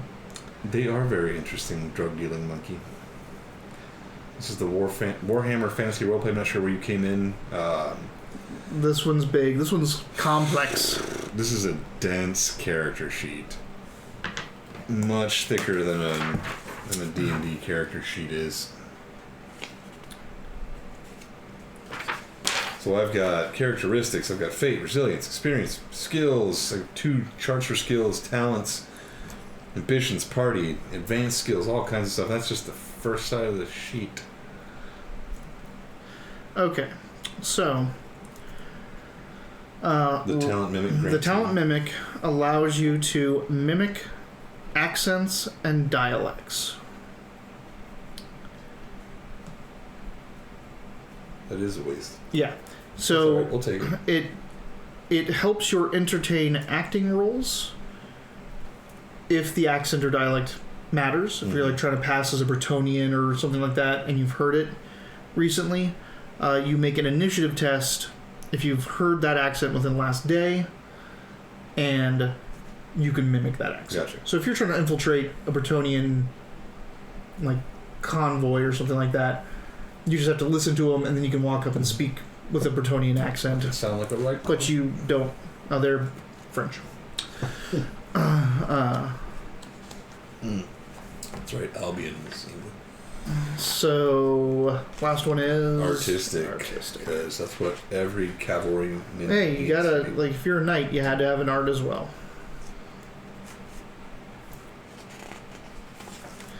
All right. I went too far. Drug dealing monkey. Do you have a Twitch stream that you do at all? Drug dealing monkey is.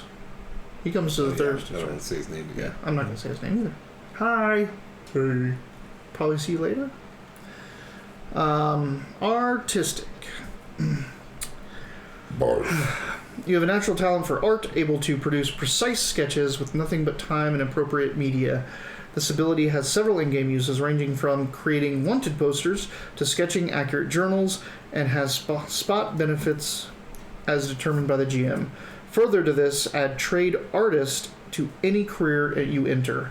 If you already have it in your career, you may instead purchase the skill for 5 XP Trade fewer. artist is what it is. Yeah, trade artist. So you can just have that. You can sketch. You could probably make diagrams of the barding and the horses, and Back in the or day. you do what this guy did in this book right here, where you go around and you make a sketchbook of your times out in campaign and all that stuff, all that kind of things. All right. That's one of these. Yeah. So I'm going to borrow that one and fill in before we move on. Since we have time. Which one? I'm going to borrow that and fill it in again like I did last time. All right. So career skills and talents. So you now have 9 skills because your trade artist became one of your career skills. But normally you have 8. You have 8 skills that were added to your sheet by your career. That was animal care, charm animal, endurance, language battle, melee basic, outdoor survival, perception, and ride horse. You now have 40 points to distribute between all of those, with no more than 10 going into one skill. But I'll break this down really easily for you. 8 with 40 points is you can put +5 in all 8 of your skills. So if you just wanted to do and just do the +5 and everything, That's an that advance, would right? Yeah, it would just be 5. +5 so to charm animal, +5 to endurance, +5 to melee. So now it's 10 altogether. Mm-hmm. Right. Charm animal, endurance, Outdoor language battle, survival, outdoor survival, perception, ride horse, animal care. No, animal care, charm animal. But I think you already. Animal care has got 5 in it. Yeah, you because you started there. You started there and then you went over there. Alright. I'm at 25. I have Or did 15 you? left. No. You took this from your background. So what I filled in so far is charm animal, Mm-hmm. endurance, Yeah. melee basic, outdoor survival, perception, ride horse. 10, 15. Oh, that's right. So it's 30. So I have 2 more to go. Animal care and language battle. Oh, language battle. That's right. Language battle is one of mine. So 10 and 5. And Right. if you wanted to pull some down and give yourself some art, you can. Yeah. Okay. Actually, yeah. Let's do that. Let's reduce animal care back to 5, and then put trade artist in there. All right. Now, if you were playing the Just real to hell game, with my animals. if you were playing the real game and you were progressing, to get out of this career, you need to have 5 advances in every career skill. In this case, it doesn't include that trade artistry, but you would need one here, and you already have it because of your upbringing, and because of what you did, you now qualify on your skills. Oh, So you could leave that career based on that, but you also need +5 in all 3 of these attributes, which you're going to have to buy with experience. Oh, well, that's an interesting way to start then. So now I'm kind of poised. You're poised. You're quite really an close adequate to get out. cavalryman, yes. Hey there, what's new? Senior Wiley Rich Channel. Yeah, this is this that. is bullshit. All right. So now you're going to get to choose a talent from your cavalryman career, and that talent's like you've seen what they do. This is like other interesting things you can do. If you were trying to progress and get out of this career, you only need 1 talent to get out. But once you leave a career, even if you go to the next level of that career, you can no longer take any of the talents of that level. You're done learning these things. So you should always, if you're playing the game naturally, always get every talent out of the career you're in before you move on. Gotcha. If you're in the same career and you go up to the next level, your skills stay. But not your talents. But not your talents. You can, it adds more skills and you have a larger pool. But you always know animal care, you always know charm animal, and you can always put points into it. But you can never learn crack the whip after you've left horseman because you're now beyond that. I'm working on something else. Okay. So, your abilities in this are, your talents that you can choose are combat aware, crack the whip, lightning reflexes, and rough rider. What is crack the whip? We're going to look at them all. Oh, okay. So the first one is combat aware. By the way, tabletop RPGs forever, dick. What? No, it's just his His spiel thing. Yeah, he's been on our stream more than twice, right? It's all bots. They do it here. It's that one. The one that was on our stream before is probably long gone. It showed up earlier. There it is. There it is. Adios. See ya. All right. You're banned. Combat aware. That's what we're looking at. Oh. Monkey, have you played any Warhammer games, 40k or Fantasy Roleplay? Or fantasy battles. Or Fantasy Battles? Or Kill Team? Kill Team, Blood Bowl. Never. I had a lot of fun with Kill Team. I'm usually really bad with strategy. Right. Kill Team's one of those, like, get rulers out and stuff, so it's kind of like D&D minis where you get those squares and stuff, but instead, the whole board's open, and you use rulers instead and move things around like that strategically. It's pretty interesting. I liked it.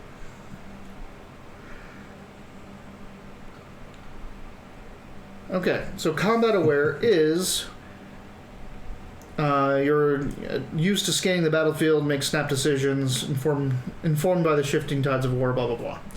You can, anytime you're surprised or going to be surprised, you can make a perception test to not be surprised. And this is combat aware. Okay. So not being surprised is a big thing because if you're surprised, you don't get to roll back against them.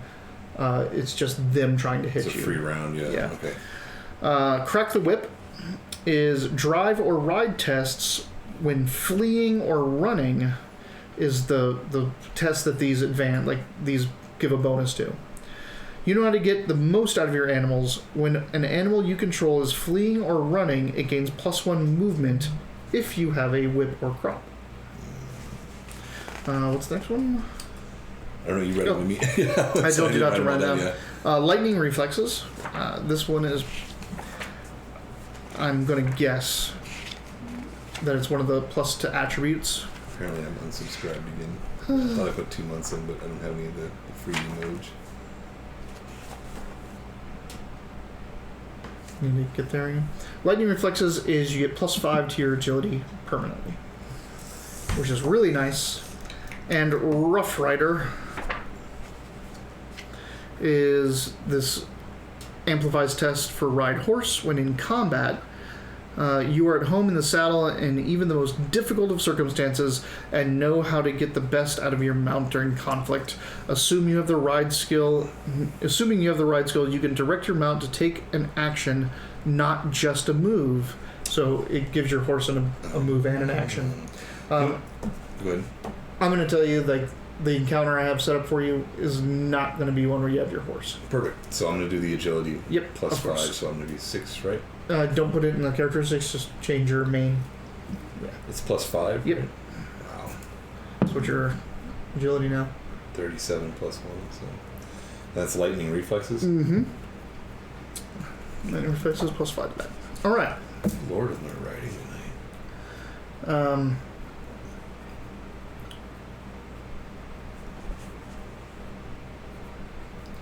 You're fluent in Reichspiel. You speak language like Reichspiel. That's your natural language. It's in the front language. You don't have to write it down. It's assumed for all humans. Okay. That's your career skills and your talents. Now we're going to get trappings. So trappings are what you have because you do this career here. They're possessions. So right off the bat, because you're a warrior, you have... So there's a couple places. There's trappings, there's weapons, and then your armor. Equipment, yeah. So you have clothing. Clothing encumbrance is 0 if you're wearing it, because it doesn't cost anything. So ink. You have a hand weapon. Now that's going to be in weapons, and you're going to pick what it is. And a hand weapon is all the normal one-handed weapons. That's fine. Axe, We'll get there. mace, sword. They don't have anything special to them. They're literally just hand weapons Mace. in this game. So you have a mace. And my voice is cracking. It's late in the day. We've all had a long day. There's a long day tomorrow. You have a dagger. You can write that in your weapons. And you have a pouch. That's some trappings. Pouch weight. Nothing for pouches. And it holds weight. So it makes other encumbrances 0. Gotcha. Or 1, or something like that. But it's primarily for coins and small things. Alright. You now get more specific ones for your cavalrymen. So that's what you just have as being a warrior. As a cavalryman, you have a leather jack. That's armor. You have a riding horse with saddle, which makes you a rich man indeed.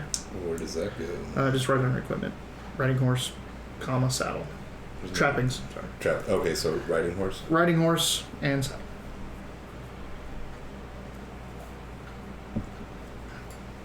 Oh yeah. And tack. Sorry. Riding horse, saddle, tack. Which is all the rest of the stuff. Alright. That's that. Now, you need to find status. I think it's on the front page. It might be up at the top. Status. Okay.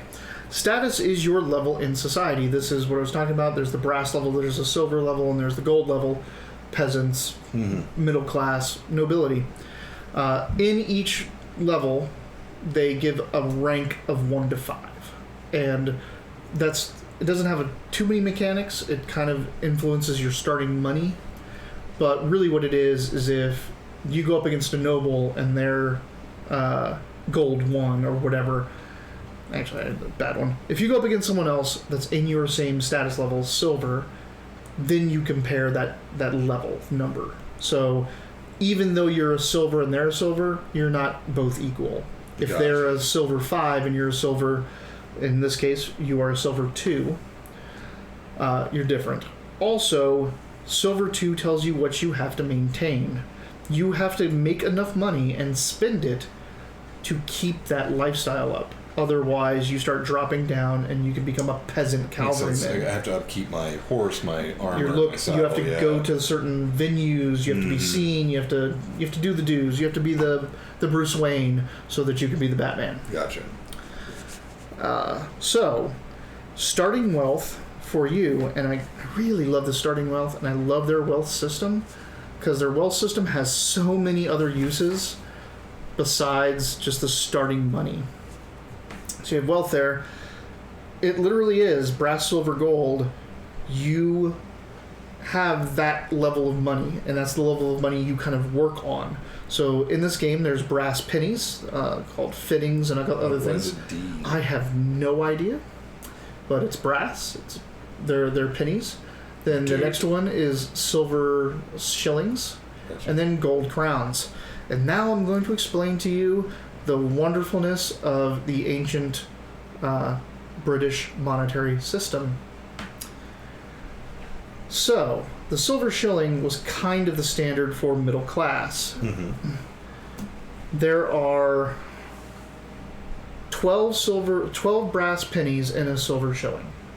And there are 20 silver shillings in a gold crown, which means there are 240 brass pennies in a gold crown.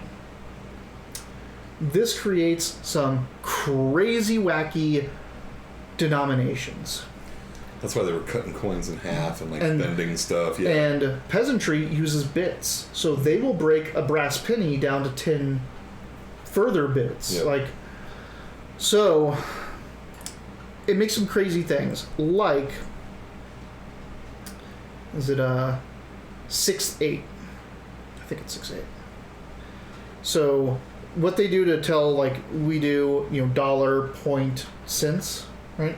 They use a slash. So 6/8 is 6 silver shillings, 8 brass pennies. 6/8 is a very prominent currency. They're actually coins of 6/8, because 6/8 is 1/3 a gold crown. Oh my goodness! Right? So if you times 6 divided into that, or efficient. Efficient. So 6 times 12 is 20. 6 times 12. Yeah. 12 would be 72. 72 plus 8. They're 80. So 80 is 80, 60, 240. It is 1/3 brass penny to gold crown. 100. Huh? I think it's 240. 240. 680 times 3 is what? 80, 160, 240. Sorry.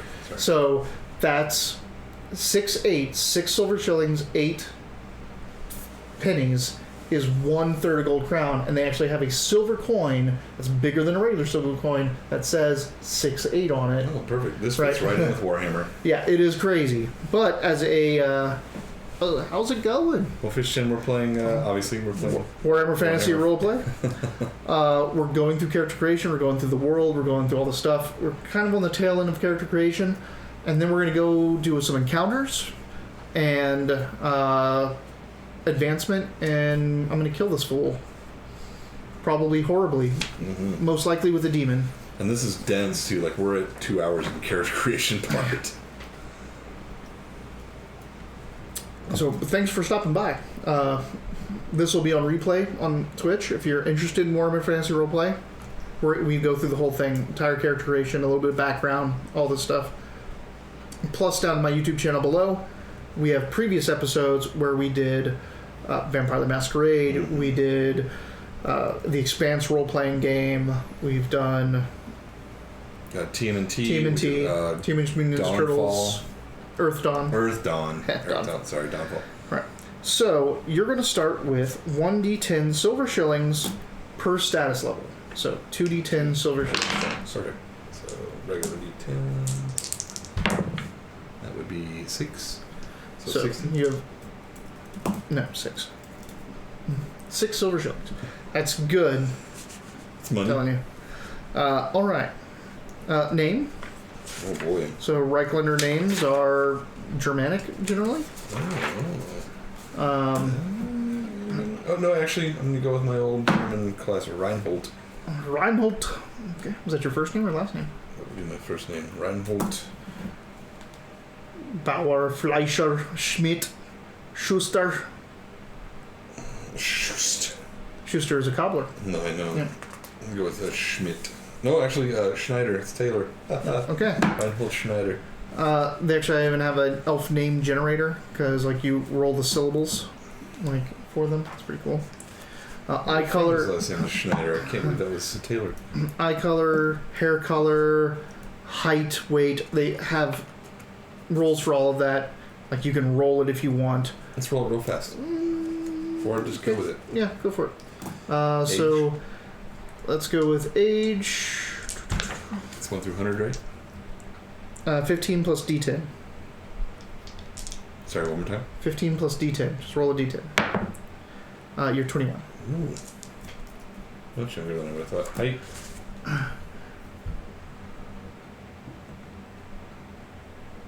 As what? Newbie DM? Sorry. I have my thing really he's small. saying it's pretty cool. As a newbie DM, I struggle when it comes to balancing combat encounters. Oh, yeah. I can help you with that. Are you talking about DM of D&D? Or do you run whatever game you run? We're very accessible. Yeah. Let him know. And we talk, yeah. like, yeah, Mm-hmm. hit me up. I can help you out. Eye color. 2d10. 2d10 for eye color. Or would you say height? It doesn't matter. Yeah. 7 for eye color now. 7 is blue. Height is 2d10 plus 4'9". 4'9" plus 12. So you're 5'9". No, it'd be 5'9". 4'9". Plus 12 is a foot. 12 is a foot. 5'9". I'm so short. Yeah. And then hair. Hair color. Be blonde. Be that Aryan I know, bastard. man, I'm right on the fucking edge right now. Go for it. What do I roll for here? 2d10. 14. Dark brown. Okay, then there's ambitions. Then there's making the party. Again, like, There's no party. there's no party in this because it's only him. Party ambitions. If you do a completely random character generation, you really have to get everyone together while you're doing it, deal with all of them, and make the party together and give them the backstory to begin with. There's also ambitions personally, short term and long term. Like, I want to get recognized by the noble of this town is a short term, and then a long term ambition is I want to lead my own cavalry charge type of thing, you know, whatever it is. Makes sense. That's just role playing, and if you achieve your short terms, because those are things you should be able to get in a couple games, you get bonus experience points. If you achieve your long term, you get a bunch of bonus experience, like enough to do some real good progression. But that's why it's it should be an ambition that takes you 5, 6, 7 sessions. Let's get your dooming. So you're human. So I'm you're human, doomed. so I'm doomed. I'm going to die. There's nothing I can do about it. So here's the doom generator. You want me to press it, or do you want to press it? No, you press it. Random doom. A random doom is being pressed. Accidents will happen. So if I die accidentally. If you die accidentally, then your next character gets half your experience points. Accidentally. Alright. So I fall down a pit. I fail an attack roll and stab myself. Let's go ahead and get your kind of gear. Just stat it out real quick. So your weapons and your armor. It's going to be pretty fast. So your armor is a leather jack. Its encumbrance is 1. It protects your arms and body. And it puts 1 point in each. So just put 1 and 1. So it is like a leather, like it's not just a leather vest. It goes down your arms. Yeah. Literally leather jack. Yeah. So that's that. It has no other abilities or qualities. Your weapon. This is you just have a basic melee weapon, which is the hand weapon, the mace. That damage is plus SB plus 4. So SB is your strength bonus. So you're gonna figure that number out real quick. It's probably going to be 7. So because your strength is 30 something, right? Yeah. So plus 3 to 4 is 7. So anytime you do damage, you're adding 7 to it. Gotcha. It has no qualities, no flaws. Its reach is average. It's normal. It's 1 encumbrance. Dagger. Your dagger is SB plus 2. Plus SB plus 2? Yeah, plus SB plus 2.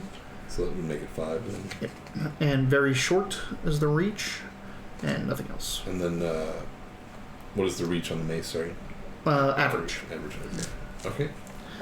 And that's that. If you wanted to buy something else specifically... That's all right. Let's get to it. All right. So now what you would do is spend your experience.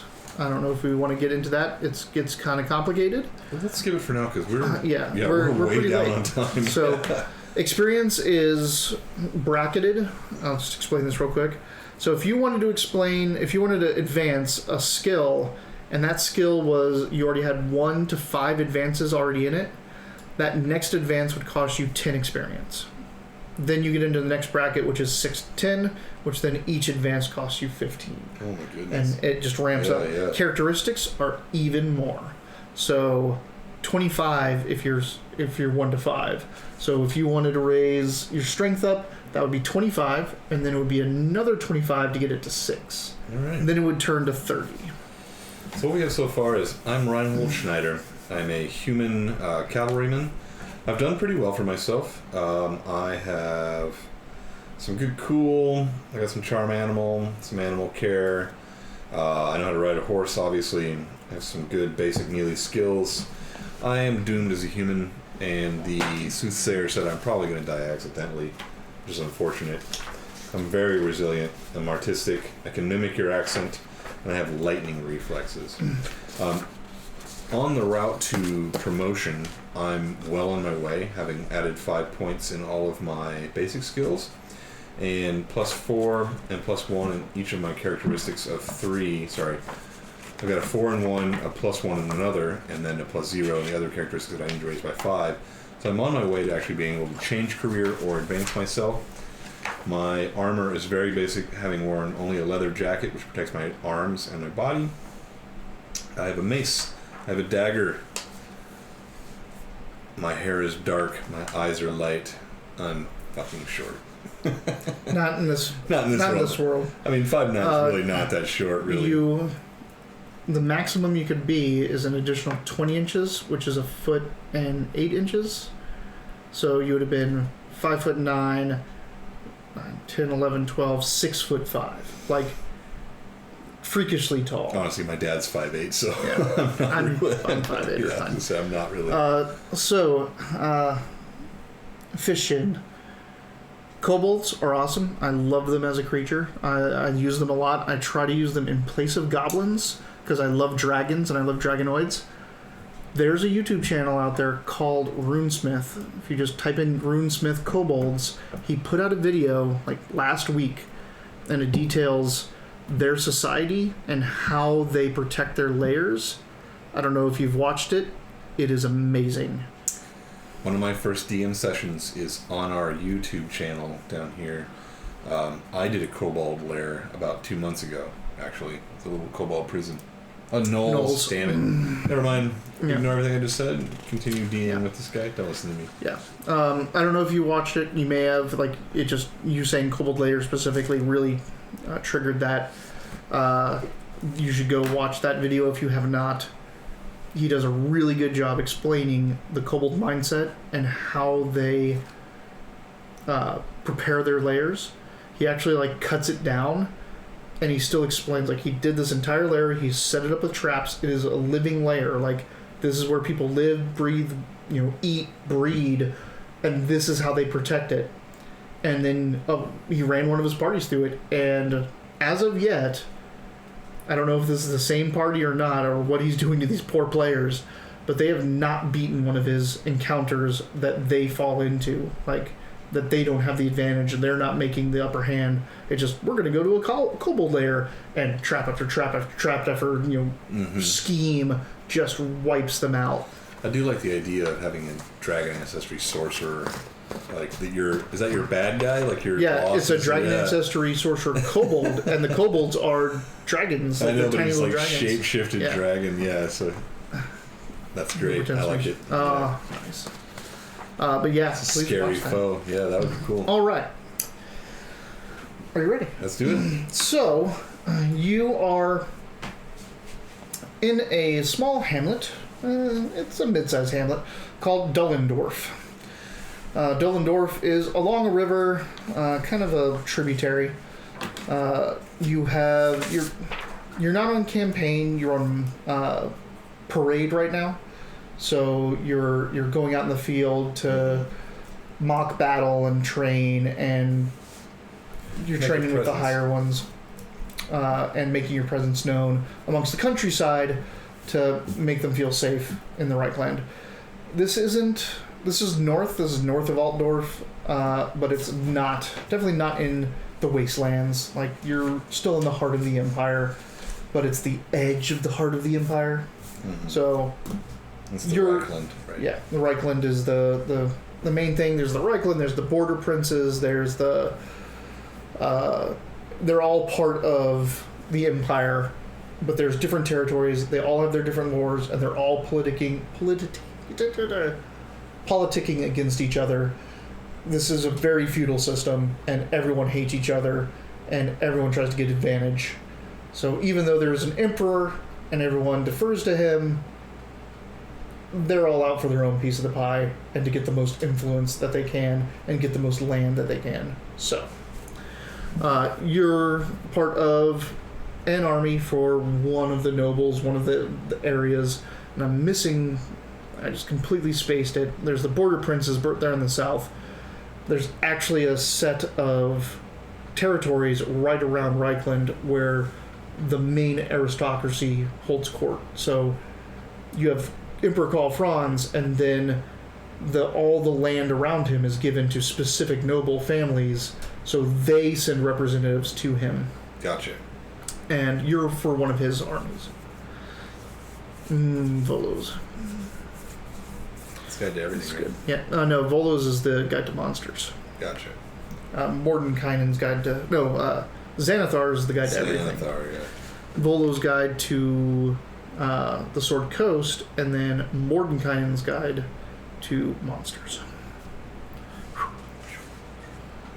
I'm actually surprised that I feel like there's almost more lore for Warhammer than there is for D&D. There is, because they just write and write and write. Yeah. Little interesting aside, I know we don't have much time, but Games Workshop started as a board game manufacturer. They made wooden boards for games like backgammon and chess. Like, they just ran out of their apartment and made wood boards back in the late 70s. So you could mail order from them specific, I want ash and this for my checkerboard or my backgammon or my baccarat. Then they became the distributor, the exclusive distributor for Dungeons and Dragons in England, in Great Britain. So they're the ones that brought it in and distributed it to the stores and all that. And that's how they got their start in gaming. And so they made D&D came out in 1977. It might have been 74. I can't remember the date. It's in the mid-70s.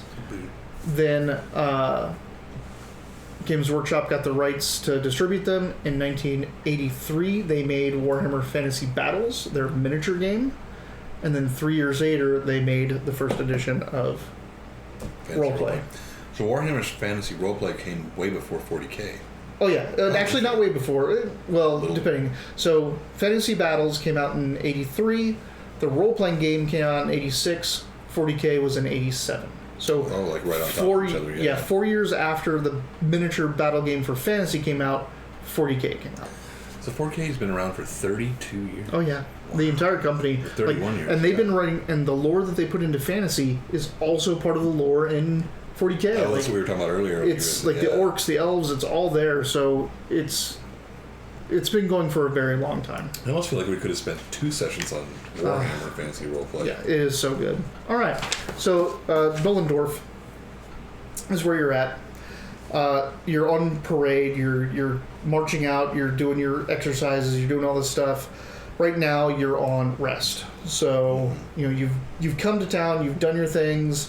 You've done your mock battles. You've done your training. You've done the parade. So everyone here is all up in spirits and everything's nice and happy. As happy as it could be in Warhammer. It's Warhammer. And you've kind of like you were a little bit sick and tired of the barracks allotted to you. Like you came in, you set up camp outside of town, long tents. You've been hanging out with your friends, your mates, your battle brothers, and now you're on leave. But your bunk is there, right? You have a bunk outside of town, but you don't want to stay there. You're like, I've been in this bunks for months now. So now that I have a little leave, I'm going to go into town. I'm going to blow off some steam. So you find a tavern. And you're going to I'm going to come here, I'm going to do my thing. I'm going to unwind, and maybe I'll stay there. We'll see how the evening takes me. Yeah. It's like you might just buy a room and live it up. Staycation. I have so much silver. So you find yourself at the Lame Mare.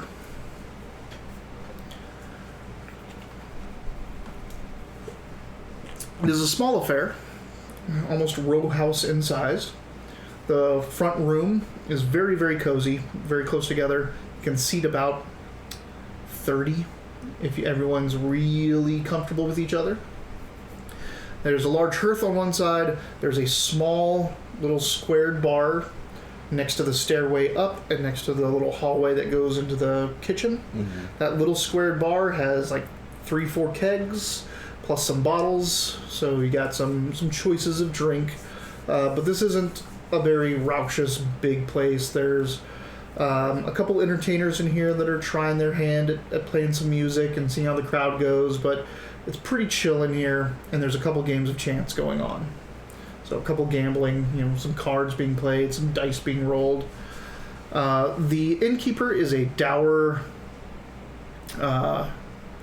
just strong-chinned, bald pate, scraggly haired, commoner, crooked neck with that crane jaw, neck coming out. Okay.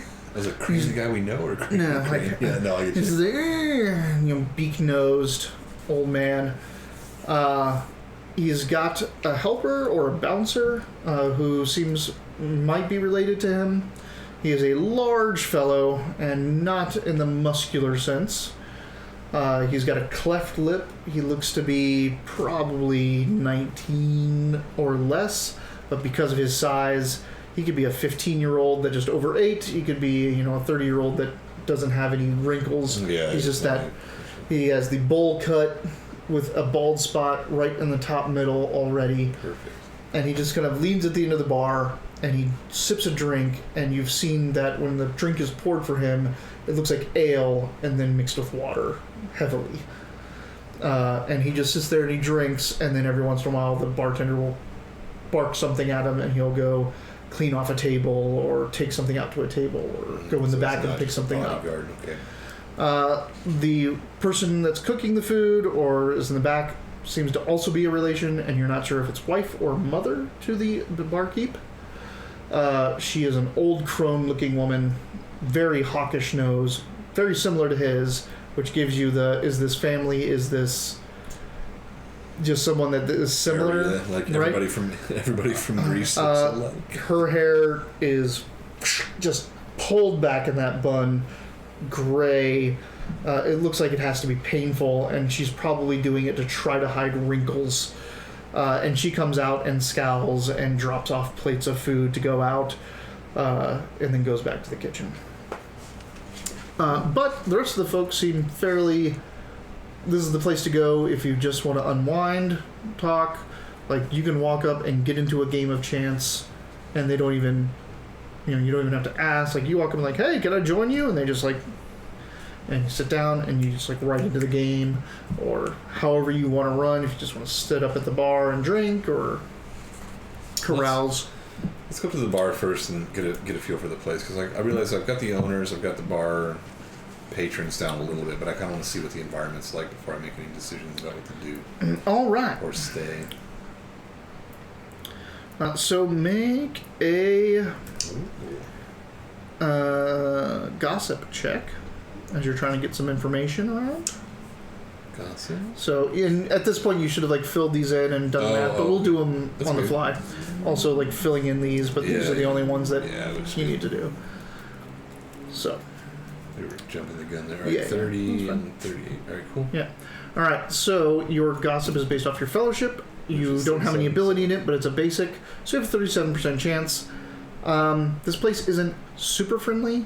Like, it's not just really easy to go up and start talking and have these people get into you. Mm-hmm.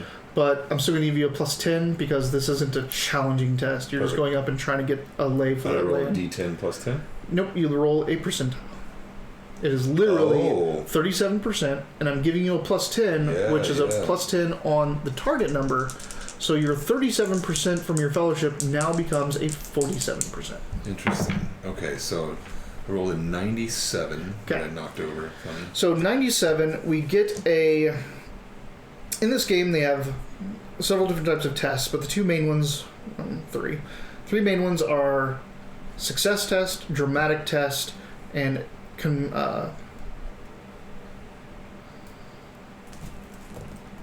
dramatic test, stress test, success test, dramatic test, contested test. But I'm not contesting anything. No, you're not contesting. You're not going against anyone. Yeah. And a success test is a binary. It is, I don't need to know how well you did something. I just need to know if you did it or not. Dramatic test is, what level did you succeed or fail by? You should leave your dice in there. Oh, sorry. But what was it? 97. Okay. So in this game, there's several factors. First off, you have the target number to get, which in his case was 47. So you would do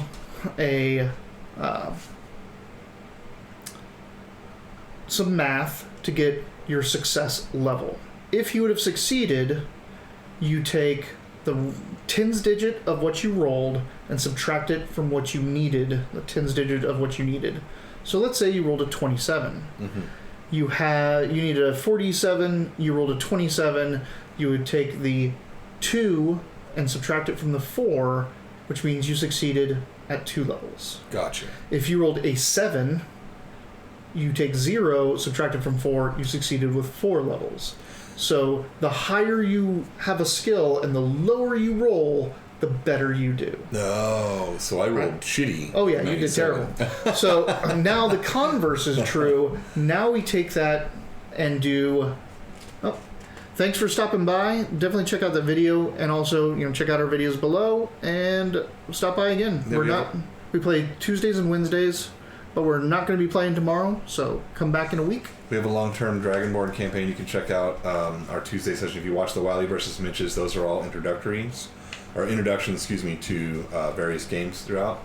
And then you can find one-offs with other people all over the place. So we stream pretty often, twice a week as much as we can, 3 times if we have the time. So yeah, check it out.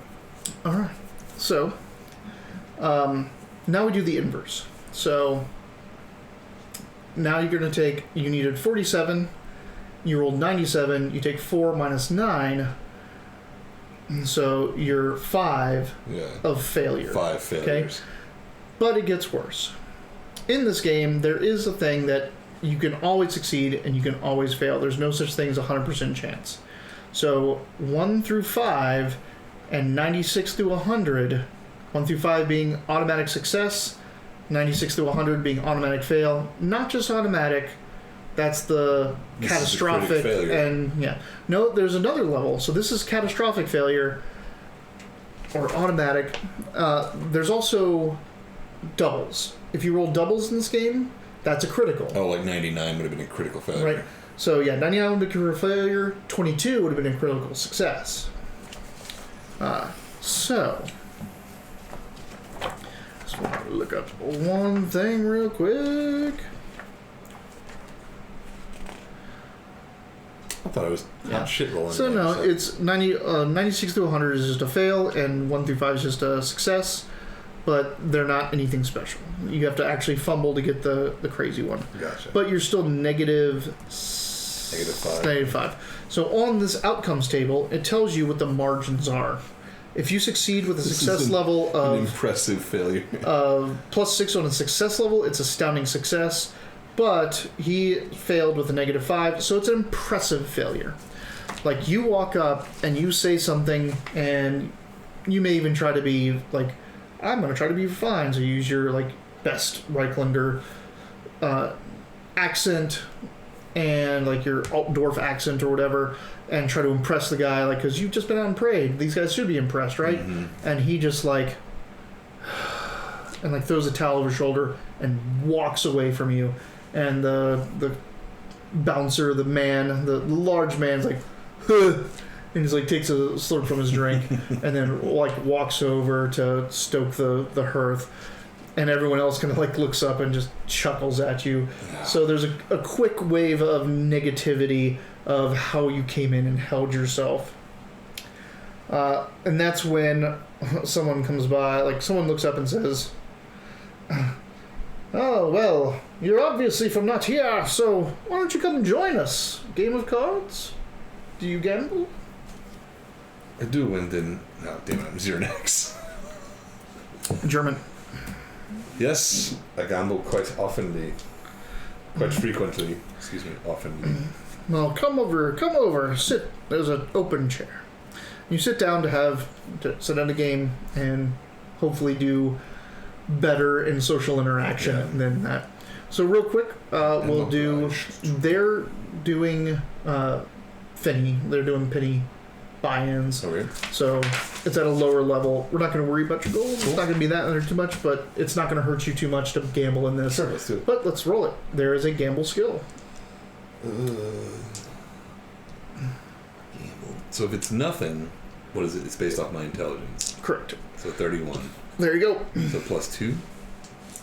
Nothing. Just 31. You have to get it below a 31. Oh, shit. Yeah. You have a 31% chance of success. Fuck. Don't move your dice, though. I'm putting them together. All right. So this is the man you're playing against, the guy that called you over, whose name is Kleiber Prantel. 20-something? 25. Okay. And this is a generic roll for everyone else at the table. Yeah. That is oh, thank goodness. That is a 93. So he won with an astounding level of success. Yeah. So he takes that pot, and we'll just say we'll say this is like 5 or 6 sessions. So you do better than they do, but Kleiber Nearly is definitely amazing, winning this game. Interesting. And Kleiber will talk to you while you're there. He's probably the Strange only way to roll. Yeah. Oh yeah, it's pure percentile, and you did it with TMNT, but it's harsh. Like you look and you're like 30% chances. Yeah, it's harsh. Gotcha. Understanding that this is challenging difficulty. This is assuming that there's resistance to what you're doing. If you're doing a just everyday thing, like I just need to see how well I pick this crate up and move it over there, you have a +30 on top of it. So if you're trying to move something with your strength, paint a wall or whatever, so 26, you have 30, you have +30, that would be 60% chance then you roll, and that's just a normal thing. Gotcha. But almost but since these are like these tests, right, these are rolls showing your skill under pressure or in a challenging circumstance. Wait till you get to combat. It's crazy. So you talk to him, this and that, blah, blah, blah. Night wears on. He buys you some drinks. He's not a stingy person. He's fairly open. So anything that he makes, he's spending right back into you guys by buying you guys drinks and, you know, losing He's hands. forcing us to party with our own money. Right. And it's being nice about it, so it keeps people at the table and keeps everyone engaged. Yeah. Everyone else at the table is peasantry, and they're just gruff and going along. They'll drink their beer, they'll have some laughs, but they're not really engaging. Kleiber is definitely the only other person in this bar that you have found this in that is talking, and he is a guard. He guards a dock warehouse during the day. Yeah. So he's just like, yeah, I'm hoping to get my eye and become a bodyguard for, you know, some noble. But for now, you know, just watching out on the docks. It's my life. All right, so we've shown him gambling. We show him gossip. You failed spectacularly at both. That's kind of the feel for the game of just normal interactions. If there's contested, like you saw with the gambling, you compare. Generally, like in a gambling situation, even if everyone failed, the person with the least amount of failure would win, because someone wins a hand of cards. Like, there isn't a not winner. I will say that I was really excited to kind of walk in at a deficit. Yeah. Like, roll, and you're like, ugh, like that's pretty gnarly. Like, a percentile roll, like you said, it can be very harsh. It seems so big. My skills seem so high. But when you add the actual bonuses to a 1 out of 100 and you get 3, you're like, well, like there's no increase whatsoever. So the night wears on, people leave, and it's just you and him. It's obvious that he's staying here the night. He just got paid, so he's having some fun, and he won a lot of money from you guys, a lot of money to him. So he's going to stay the night, and you're like, stay up, have a couple drinks. He's buying most of them, so why not? I'll stay, and I'll stay here. Right before possibly die accidentally here. Right before you go to bed, like it's just you and him. The fire's been let down low. The big guy is gone. The kitchen is cold now. It's not been used, and it's just you two and the owner, that hawk-beaked bald man who's just watching you like hawks, pacing, like wiping down the bar again. He's really wanting to get upstairs so I can get out of here. But you've had a lot of drink tonight, so I'm going to need you to make a consume alcohol test. I saw that. In this game, consume alcohol is a thing, and if you consume more drinks, like every drink you're supposed to roll, and then if you have more drinks than your toughness bonus, it starts to get bad. So your toughness gets bad? Your toughness bonus. I think your intelligence gets bad. No. If you have more drinks than your toughness bonus. So if you have 4 drinks, it starts to get bad. Oh, so my toughness bonus is 3. 3. Oh, so that's why it's going down. Yeah. So let's look up consume alcohol. Get the fuck out of here. Your ability to handle alcohol without letting it cloud your judgment or render you senseless. After each alcoholic drink, you make a consume alcohol test modified by the strength of the drink. This is watered down ale, so I'm going to give you a plus 10. Man, you need 93. You need to get new dice. For each test you fail, you suffer a negative 10 penalty to weapon skill, ballistic skill, agility, dex, and int to a maximum negative 30. After you fail a number of tests equal to your toughness bonus, you are stinking drunk and roll on a table. It's super fun. So don't worry about it right now. You just have a negative 10 to all those things for a while. To weapon skills? Weapon skill, it's all the physicals. It's weapon skill, ballistic skill, agility, dex, intelligence. The only one is not strength. Oh, Jesus. I just wanted to show that off. The other skill in this game that is amazing is bribery.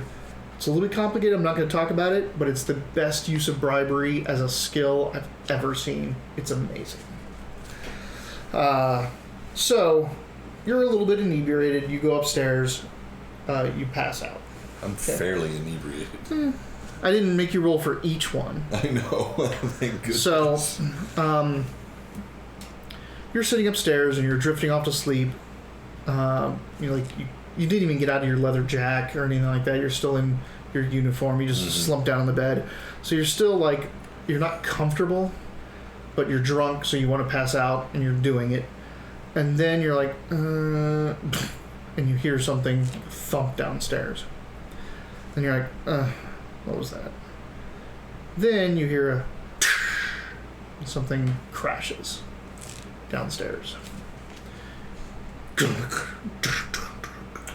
Well, I definitely have to investigate despite my inebriation. So, What's happening down there? you're gonna head out? Let's do it. Okay. I'm assuming my horse is tied out front. Your horse is out at the parade grounds. Damn Like, it. he's out. I know. Yeah. That would be the smart thing to do with it. Alright. So you head downstairs. Are you trying to be quiet? Or are you just stomping downstairs? I mean, like, you belong here, so... Yeah, Might be- I'll make myself notice. Yeah, I'm not a rogue this time. So you walk downstairs, and you see that one of the chairs has been kicked over, and like one of the tables is moved. That's in the just out in the middle of this place, and then the big man's cup that's been in its same place. You actually can see the ring worn into the bar where he just probably always sits there and has that tankard right there. It's off the bar and broken. Like, it fell and cracked the wood of the tankard. So it looks like, chair here, broken tankard there with some spillage, whatever was left in his cup. Something came through here and knocked these down. Whether it went outside or to the front, you have no idea. The bar is cleared, though. The bar is empty. Like, it's late, it's done. You guys were the last two and you went to sleep. You don't know how long you've been passed out upstairs, but you could see that the door is barred, like it's latched from the inside. So it doesn't seem likely that someone went out. It looks like whatever caused this ruckus in here and bummed things came in. Can I tell if it's a person or an animal? No. It really just looks You just see a chair knocked over and a tankard on the floor. Is the back door closed? Are you going to go similarly? look? Yeah, let's go. Okay, so you're looking, like I said, it's a little corner bar, and it goes down that little hallway. Looking off to the kitchen is still cold and dark. You look down, and you see that it turns to a stairway up, but there's a doorway between where the bar ends and starts this hallway, and that stairway is, and that doorway is ajar. Let's check out the doorway now. I'll be quiet. Okay. So you kind of open up the door, you see that this goes down to the cellar. So, stuff. It is your dexterity, I believe. Agility.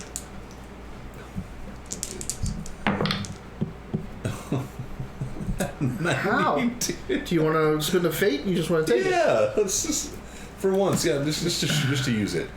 Let's burn this. Now I get to pick what the number is. Nope. No, You just get to reroll. If there is a way to do that, by the way. Yeah, you need to pick new dice. I'm telling you, just grab so new okay, dice. yeah. Where's your metal dice? They're right in front of you. I just didn't want to use them. Well, you know what? There's no Dragonborn campaign, so I'm not wasting anything. It's a 90. Jesus, man. Okay. So you're not a subtle man. You're a cavalryman, right? Yeah. So you step down the stairs and you come around, and this is what you see. So this is a cellar, right? So you come down from stairs. It's a whole wall that you can't see down from the stairs. You have to come down this little stairwell and come around. It's a dirt ground, brick-sided cellar. There's a couple casks, stacked up against the wall. There's some really big casks for their bottle work, that they just keep filled. Mm-hmm. There's some, shelving and barrels and sacks and crates all kind of around. But in the center of this place, as you come around and turn around, and almost facing you is a table, but two of the legs have been removed, so the table is slanted. There is a person tied to the table, a woman. She looks in mid-level dress, maybe a little bit on the shoddy side, but still pretty nice. She's gagged. there are 3 robed figures. They're wearing really deep stained red, like almost a burlap robes, tied with red dyed rope sashes. Like they just kind of took literal rope and somehow dyed it red. So they're looking red potato sacks with a red rope around them. Yeah. Okay. And the one that's closest to you, that's kind of at the foot of the table, is kind of large, amorphous blob. And then there's one at the other side of the table, above the woman's, where her head's like right here, and the top of the table that's slanting down away from him. He's got this dagger.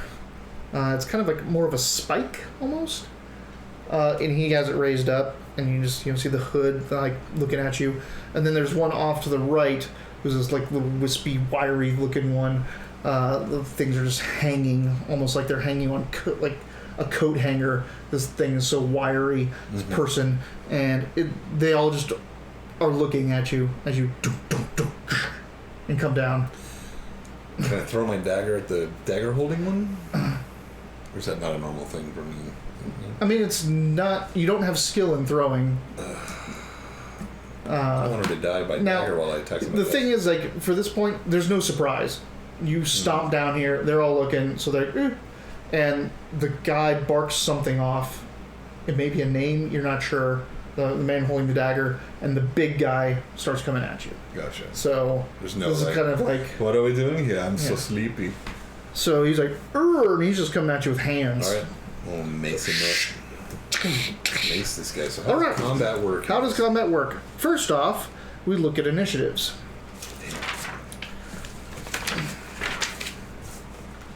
What is your initiative? 30.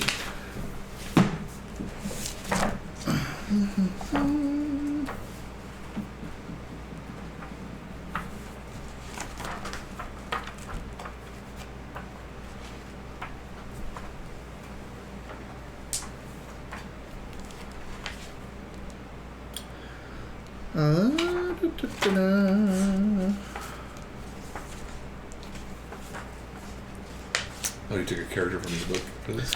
I'm just looking at the bestiary real quick to get an idea of something.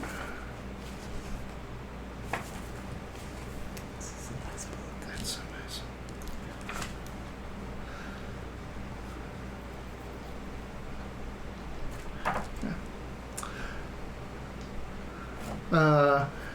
This guy has a less than 30.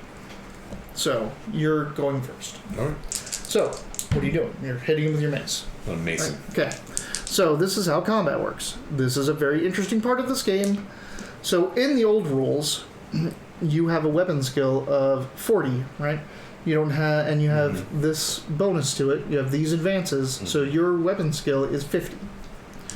In the old game, it was pretty brutal. You rolled really well, and you got a ability to put a lot of points into it because you got it twice from being human and being a warrior. But back in the day, you were just like anyone else with these skills. Like people had 37s and 42s and things like that. So there's a problem with these percentile rolls, especially even if it's contested, is that if you have a 50, you're missing 50% of the time. Yeah. So like, how long is combat if you're missing 50% of the time? Especially since I'm skilled, shouldn't I be able to hit more often? So in this game, they fixed the stale combat, the ineffectual combat of two people with 30-something weapon skills missing swinging. So now this is your skill level, but it's contested roll, so someone wins. Like you can roll a 92 and he can roll a 95. You still won. Like he was so bad that even though you were so bad, you were still able to win that contest. Interesting. So they've sped it up by, this just kind of gives you the degrees of success level. The higher your skill, the more chances you are for success instead of failure. But you're comparing success versus failure to see who won the contest. Gotcha. So at what point does my skill affect my roll? That's when you get the success levels by subtracting the 5 or the tens digit from the 5. Gotcha. So let's see if these pink dice work any better. Roll a... Don't move them. I'm just putting them where there's 7. 7. Wow. Okay, so you have 5 degrees of success because 0 divided. Yeah. So you have 5 degrees of success. Like that's the best you could get in degrees of success. Now you're hitting with a mace and he's just blocking. He's got he's using brawling. He doesn't have a weapon in his hand, so he's kind of like deflecting and also dodging. He's not trying to get hit. He's trying to hit my arm, like not the weapon kind of thing. No, because he's not. Normally people would parry, but he is using his brawling skill because it's what he has, and it's to not get hit. So it's a dodge and also a put arm up so I deflect a blow. It's just the explanation of how he's defending himself. Motherfucker. He rolled a 10. Okay, so he's got a 30 skill. So he got 2 levels of successes. You got 5. So you won by 3. Gotcha. This is how damage works because you've hit. So you now do your strength bonus, which is 4. So your strength 30. 30. So 3. Your strength bonus is 3 plus your weapon, which is I believe 4. So it's SB plus 4. 7. So 7 plus the successes you got over him. So 15. So 3 more. 3 more. So 13. Yeah, because you got 5 successes. 7. He 3, got 3. You got 5 successes. He got 2 successes. So cancels that out. Your strength. So 7. Yep. Sorry. So 3. Then weapon skill 7 plus 3 is 10. Plus 13. Excuse me. So My strength is 3. Strength is 3 3. plus 4.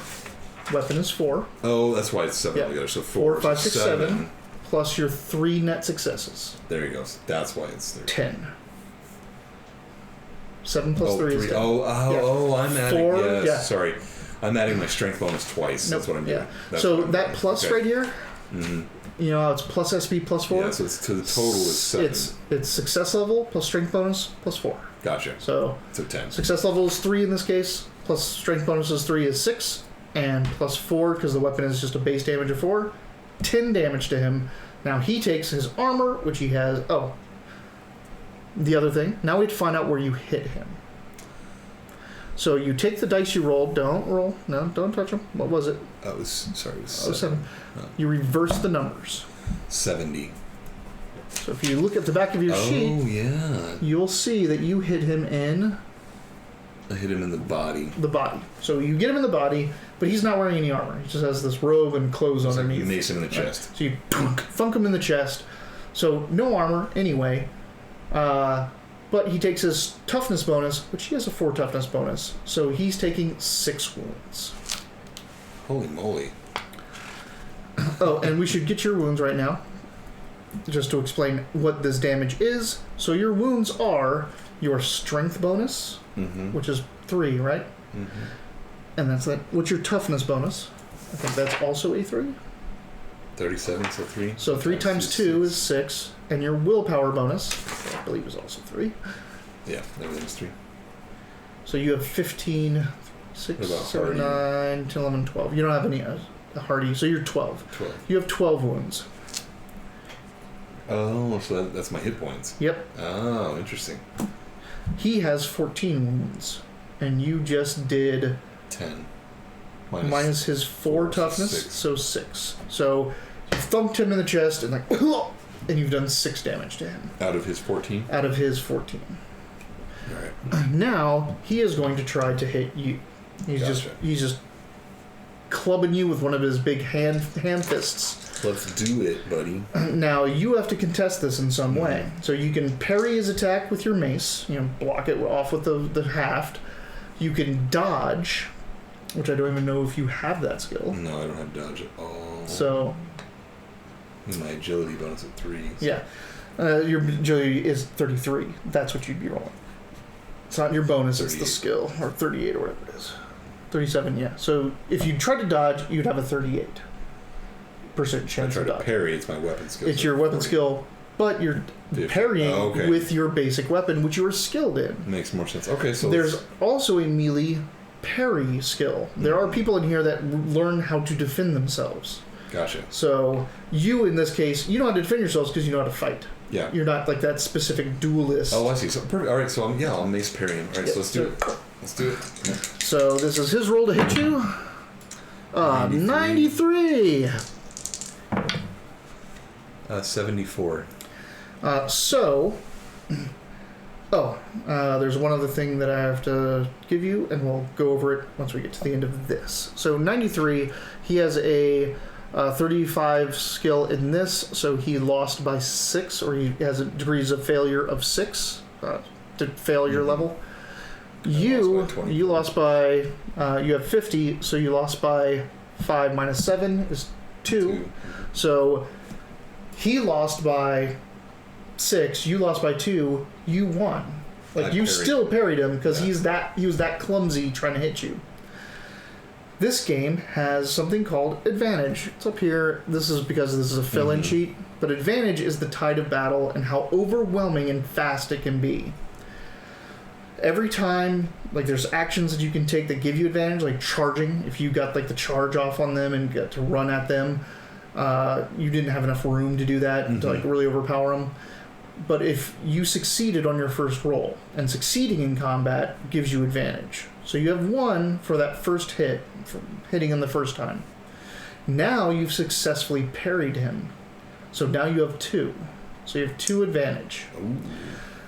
Once you take a wound or lose a roll, you lose all your advantage. And you have to start racking up again, and they start building it. Because they succeeded. So I want to use it then. No, it just happens for you. Monsters use advantage to use abilities. You just get better. It's just momentum. So for you, every advantage is plus 10 to all the combat abilities. Plus 10 to hit, plus 10 to dodge, plus 10 to parry, but now it's all plus of that. 20. Now it's plus 20. Holy so you're getting better. Actually, you beat him by even more, but because you had a plus 10, but it didn't matter. You still won. You still got advantage. So you have 2 advantage. He has 0 advantage. The spindly-looking one is backing up. You almost hear this real bad wheeze coming from them. And the other person just sitting there, like, holding the knife. And the woman is just on the table, like, looking at you like her life depends on what happens next. Yeah, right. Because it probably does. Alright, so that's the initiative. There's only 2 combatants. The rest aren't doing anything. Right, it's just you versus this big guy. So I have to roll lower than a 50. Nope, you just have to beat him. Oh, so I roll first though, right? Yeah, you roll first. You have a 70 skill right now because you have 2 advantage and a 50 skill. 67. So you won by a single success, right? The 6. Oh, no, but it's 20 though. 20 plus the 50. Oh, 70. So 70, right? Okay, cool. So you're at 70. There's a lot of little quick math. There's a little yeah. So you have this. You have a 50% weapon skill. You have 2 advantage, which adds 20 to that. So you have a 70 effective weapon skill. This is not a beginner game, guys. Oh no! You rolled a 67, so you take the 6 minus the 70 minus the 7. So that's 1. You've succeeded with 1 degree of success. Gotcha. Now he is going to parry you. He's not going to parry you. He's going to brawl. He's going to dodge. Ooh. So you get a 16. He has a 35 skill in this. So he won by 20. So he got 2 degrees of success. You've got 1. So he parries me successfully. So he gets out of the way successfully. Now, you can spend a fate point, a fortune point, to add 1 degree of success to this. Then you'd be tied, and you would win because you have the higher skill. Let's do that then. So 1 fortune point will allow you to re-roll the roll entirely, or add a degree of success to a roll. Let's add a degree, which puts me in charge. Okay, so you have now succeeded in this roll, which means you have another advantage. You're now up to 3. It just keeps going. Yeah. And you've hit him. So do your damage again. You didn't hit with any degrees of success. So 0 with that. There's no roll. Oh. You had no degrees of success. So 0 plus your strength bonus. Plus 4. Plus 4. 7. So 7. He has a 4 toughness bonus. So he took 3. So he is now at 9 of his 14. Okay. I get it. And now he's attacking you. Yeah, this is a rough beginning. I understand the numbers once we get started. So he has hit you with a 23, which gives him 1 degree of success. You're parrying. 36, which is 2 degrees 3, of success. 8. So you have an 80 right now. Oh, that's right, 80. So That's 5 degrees of success. yeah, so you have 5 degrees of success to his 1. So you win, you get another advantage. So you're up to 4 now. So that advantage stacking up. Holy cow. Yeah, Okay, so you attacking him? Yeah, let's do it. So now I'm at a 90. Right? It just keeps increasing your skill level. Thank God, because at 83 is still 1 degree of success. 32. 2. That's a success, but 0 things. So I win. So you win by you got 1 to his nothing. So you win by 1. So damage again is 1 7 plus 8. Yeah, so it's 8. 1 plus 6. Yeah, you're getting 9. Now she's at plus, 1. So you've done 6. Then 7, 8, 9. Now that's 10. So he has 4 hit points left. He had 14. 4. Oh, it's because 8. of his toughness. I forget. Yeah, Okay, 4, cool. 8, 9, 10, 11, 12, 13, 14. Yeah. Yeah. So he has 14 hit points. He His 14 hit points left? has 14 wounds total. You have done 6 in the first round, 3 in the second round, and 4?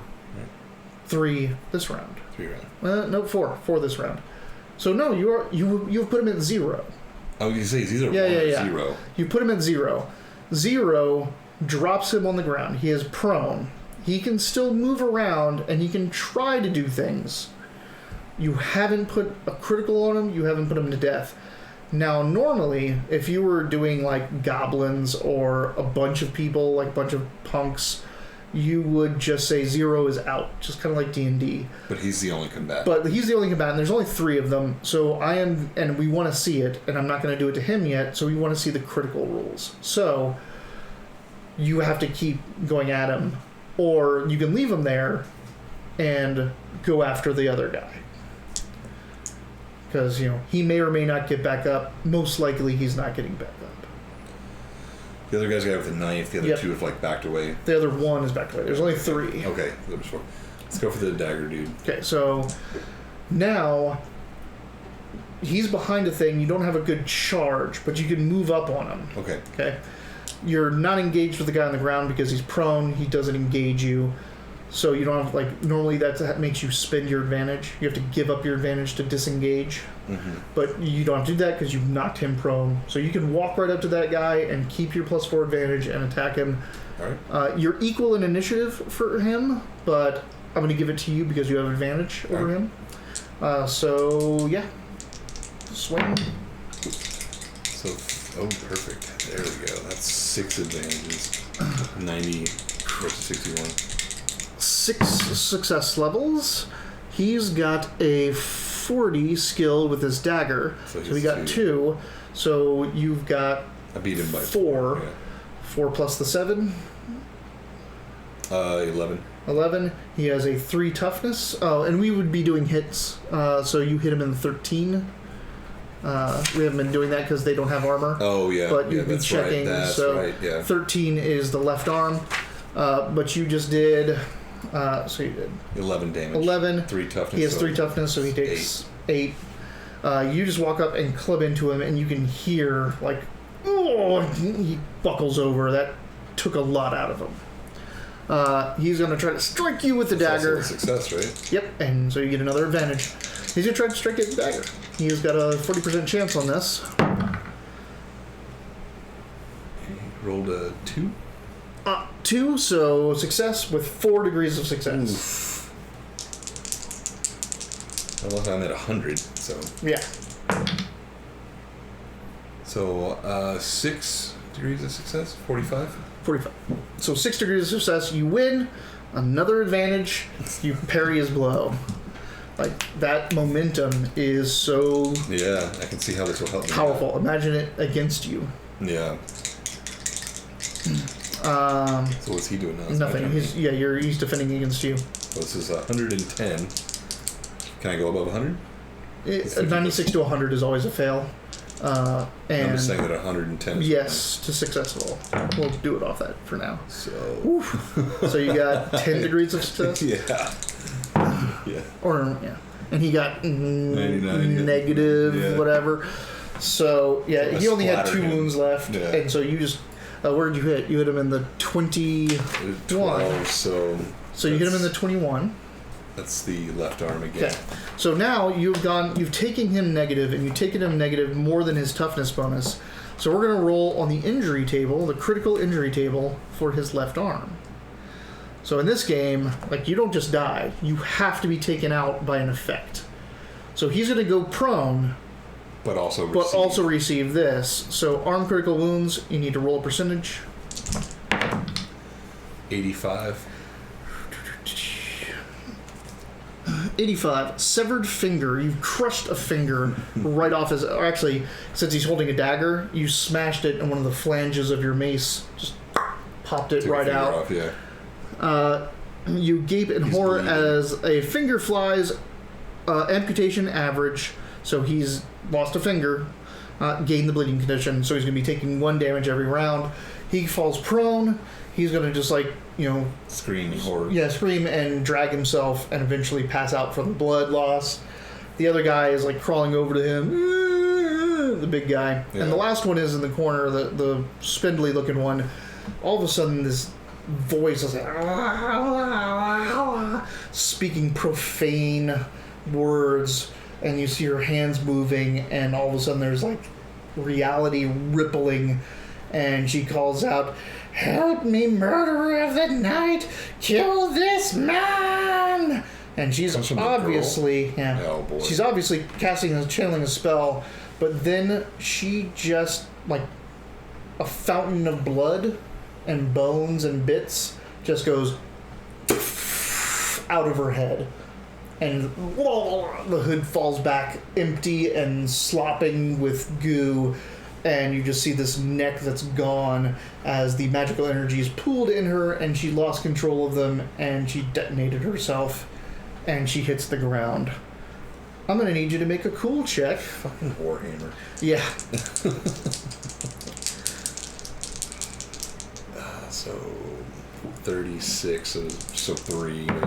36. Oh, 23. Okay, so you've succeeded, and because you've witnessed I've witnessed some witch stuff. you've witnessed a sacrifice scene, which is pretty jarring, sacrificial scene, but also a mishap with dark magic, murder someone, but you have come through it without any corruption. You haven't been tainted by this evil ways. Oh, that's why there's a whole corruption chart Yeah. over here. Ooh. Corruption is body and mind. You can sprout a tentacle, you can gain an eye. It's terrible, terrible, terrible. So that's Warhammer. Holy moly. In this game, I thought I would have more time, That's but I even made... I actually took the time to make you an advanced character. We might have to two-chunk these Right. sometimes. So I made him a 4-career character. This character went through 4 careers. Prowler, Thief, Brigand, and Outlaw. I made East Rock for you. Yeah. Right? And I was going to, this was going to be now you get to see what's at the end. I get to throw something big at you, and you get to see, a 60 melee basic. No, seriously, that's yeah. pretty neat. So... And I had this guy waiting, Kleiber. Yeah, I know, I never got to use him at all. Nah, just in case you were overwhelmed, he would have come down to help you. I have to figure out what we're going to do about this because these take too long. Yeah. I really enjoy this. I really like learning a new system, and we try to keep it down in the 3-hour mark just because both of us work and we have school and stuff like that. And The only thing is we could start at 8. If we could do that, it would give us that extra time. But we'll see. I mean, again, there's probably going to be one more of those. But in this game, there's corruption, there's how to burn and spend fate points, there's critical rolls, which no one got. none of those happen at all. Which critical rolls is if you roll a double. And what's crazy about this is even the success and failure. So let's say you roll an 88, right, which is a failure. If you were still down advantage back in the day, like when you had 60. Mm-hmm. If you rolled an 88 and the other person got less success levels than you would have still hit them.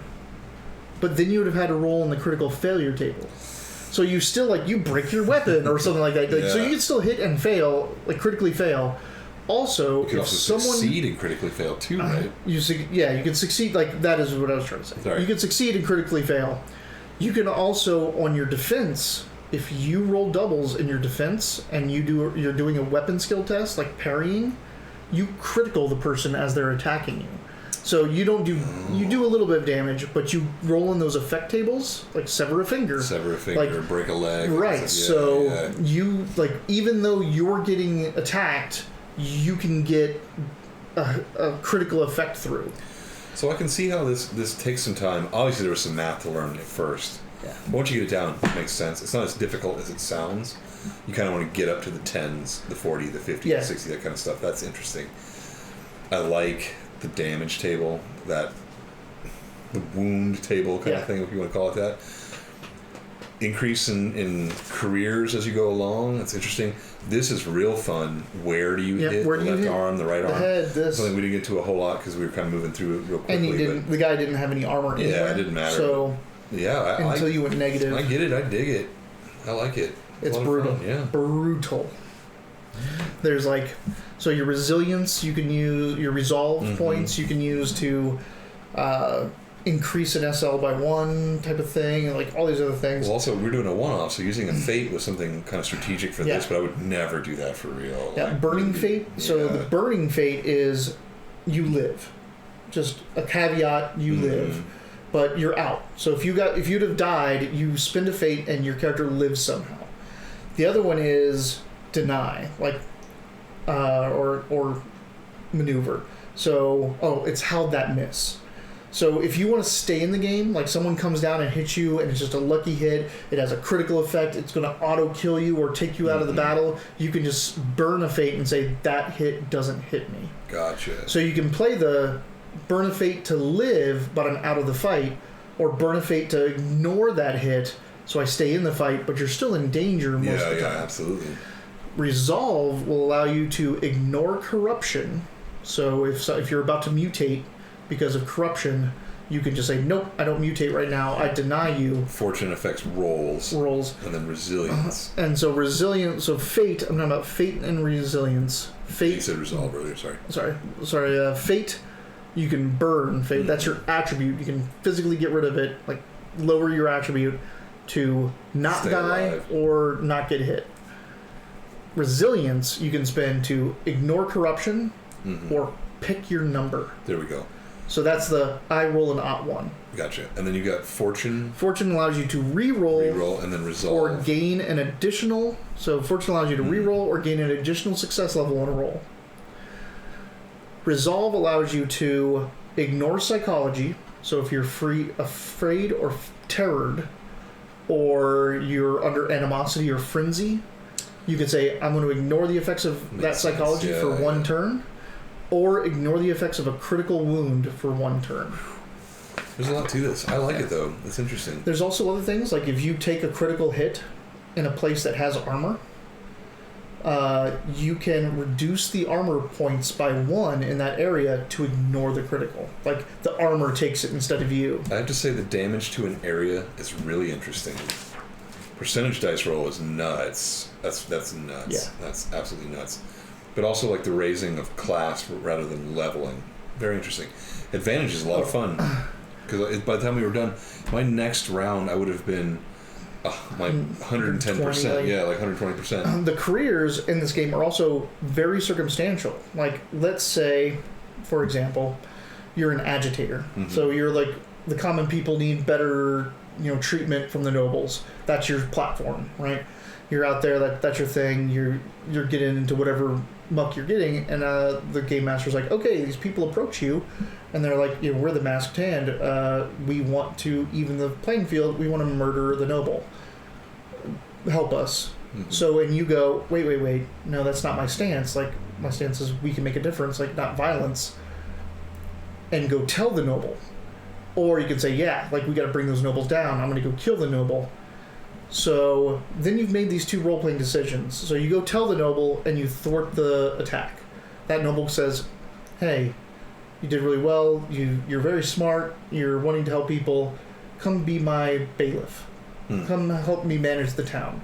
And then I give you the option to go right into bailiff. Oh. And you can just jump your career and go right into bailiff. And that changes your status. And that's a career path. Interesting, yeah. But let's say you go the other route and you're like, okay, let's try to kill him, and you fail. Then you're wanted.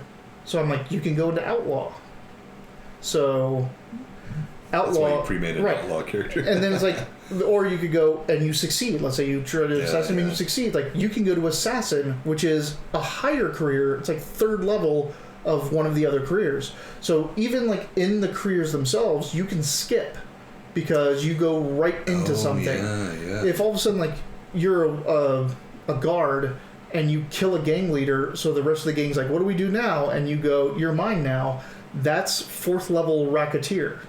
You become a gang leader. Bam, right off the bat. Like, I spend 200 points.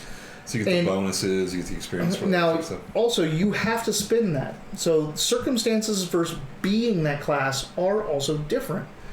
There's a difference between being wanted and being an outlaw. If I'm an alchemist, saying like I'm an apothecary, and I'm wanted because I poisoned someone or accidentally poisoned someone, that doesn't mean I have to go become an outlaw and thieve from people and intimidate and all that. I can just be an apothecary that has a bounty on my head. So even getting the option to go into another career doesn't mean you have to take it. Interesting. It just says, yeah, that's what I want my character to do. You could be an agitator that also assassinated someone and not have to be an assassin. Some of those little plastic covers for these sheets. Yeah, it's big. Like, I had them back there, like, put them in, writing a bunch. So this game is very dynamic and lots of storytelling going on. Interesting. So that's our show. I mean, we're over. I was gonna try to kill him. I was gonna kill him with a demon prince. It was gonna be fantastic. We might revisit this at some point so you can see it again. Like, this is Warhammer Fantasy Roleplay, and it's the first edition is rough. The second edition is really well done. Ignore the third edition. It was done by Fantasy Flight Games. They made it a board game kind of component. Don't worry about it unless you're into that kind of fiddly bit miniature kind of game, abstract miniature board game. Fourth edition, it has its issues. It's got some printing issues and some ambiguities, but it solves some of the biggest problems. One of them being, in the other editions, 2 people can miss every turn. Like, you could just... 2 people can flail each other, fail to hit, fail to hit, fail to hit. This keeps combat going no matter what. Even if both people fail, at least someone gets advantage. Which is good considering that the percentage rolls, like mine was really good at 50%. And that was a good... And then it got better and better and better. So advantage rolls are nice. Great game, very crunchy, very dirty. If you're into complex games, if you're into that dirty realism and want that corruption and want that evil spread all about and no one can trust anyone, plus like this is the game for you. Amputation and decapitation, losing limbs, horrible. They have an wounds. entire disease section. It's amazing. It's good. So, it's good. All right, we will see you next Tuesday. Yeah, this is always Wiley versus Mitch on Tuesdays. Thank you, Drug Dealing Monkey, Fish Chin, for coming down. Tabletop Keyboard. It's always good to see you guys. We will be suspending Dragonborn for a bit due to availability of a player. We will miss next session while we discuss what's next. Plus, Tabletop Keyboard's got a lot of stuff going on. Hopefully, we'll see you. Satine Phoenix interview on Wisdom Check tomorrow night on Tabletop Keyboard's channel. Check it out. We will see you guys next Tuesday for Wiley versus Mitch at least one more time, and then something new next Wednesday. So let's see what's going on.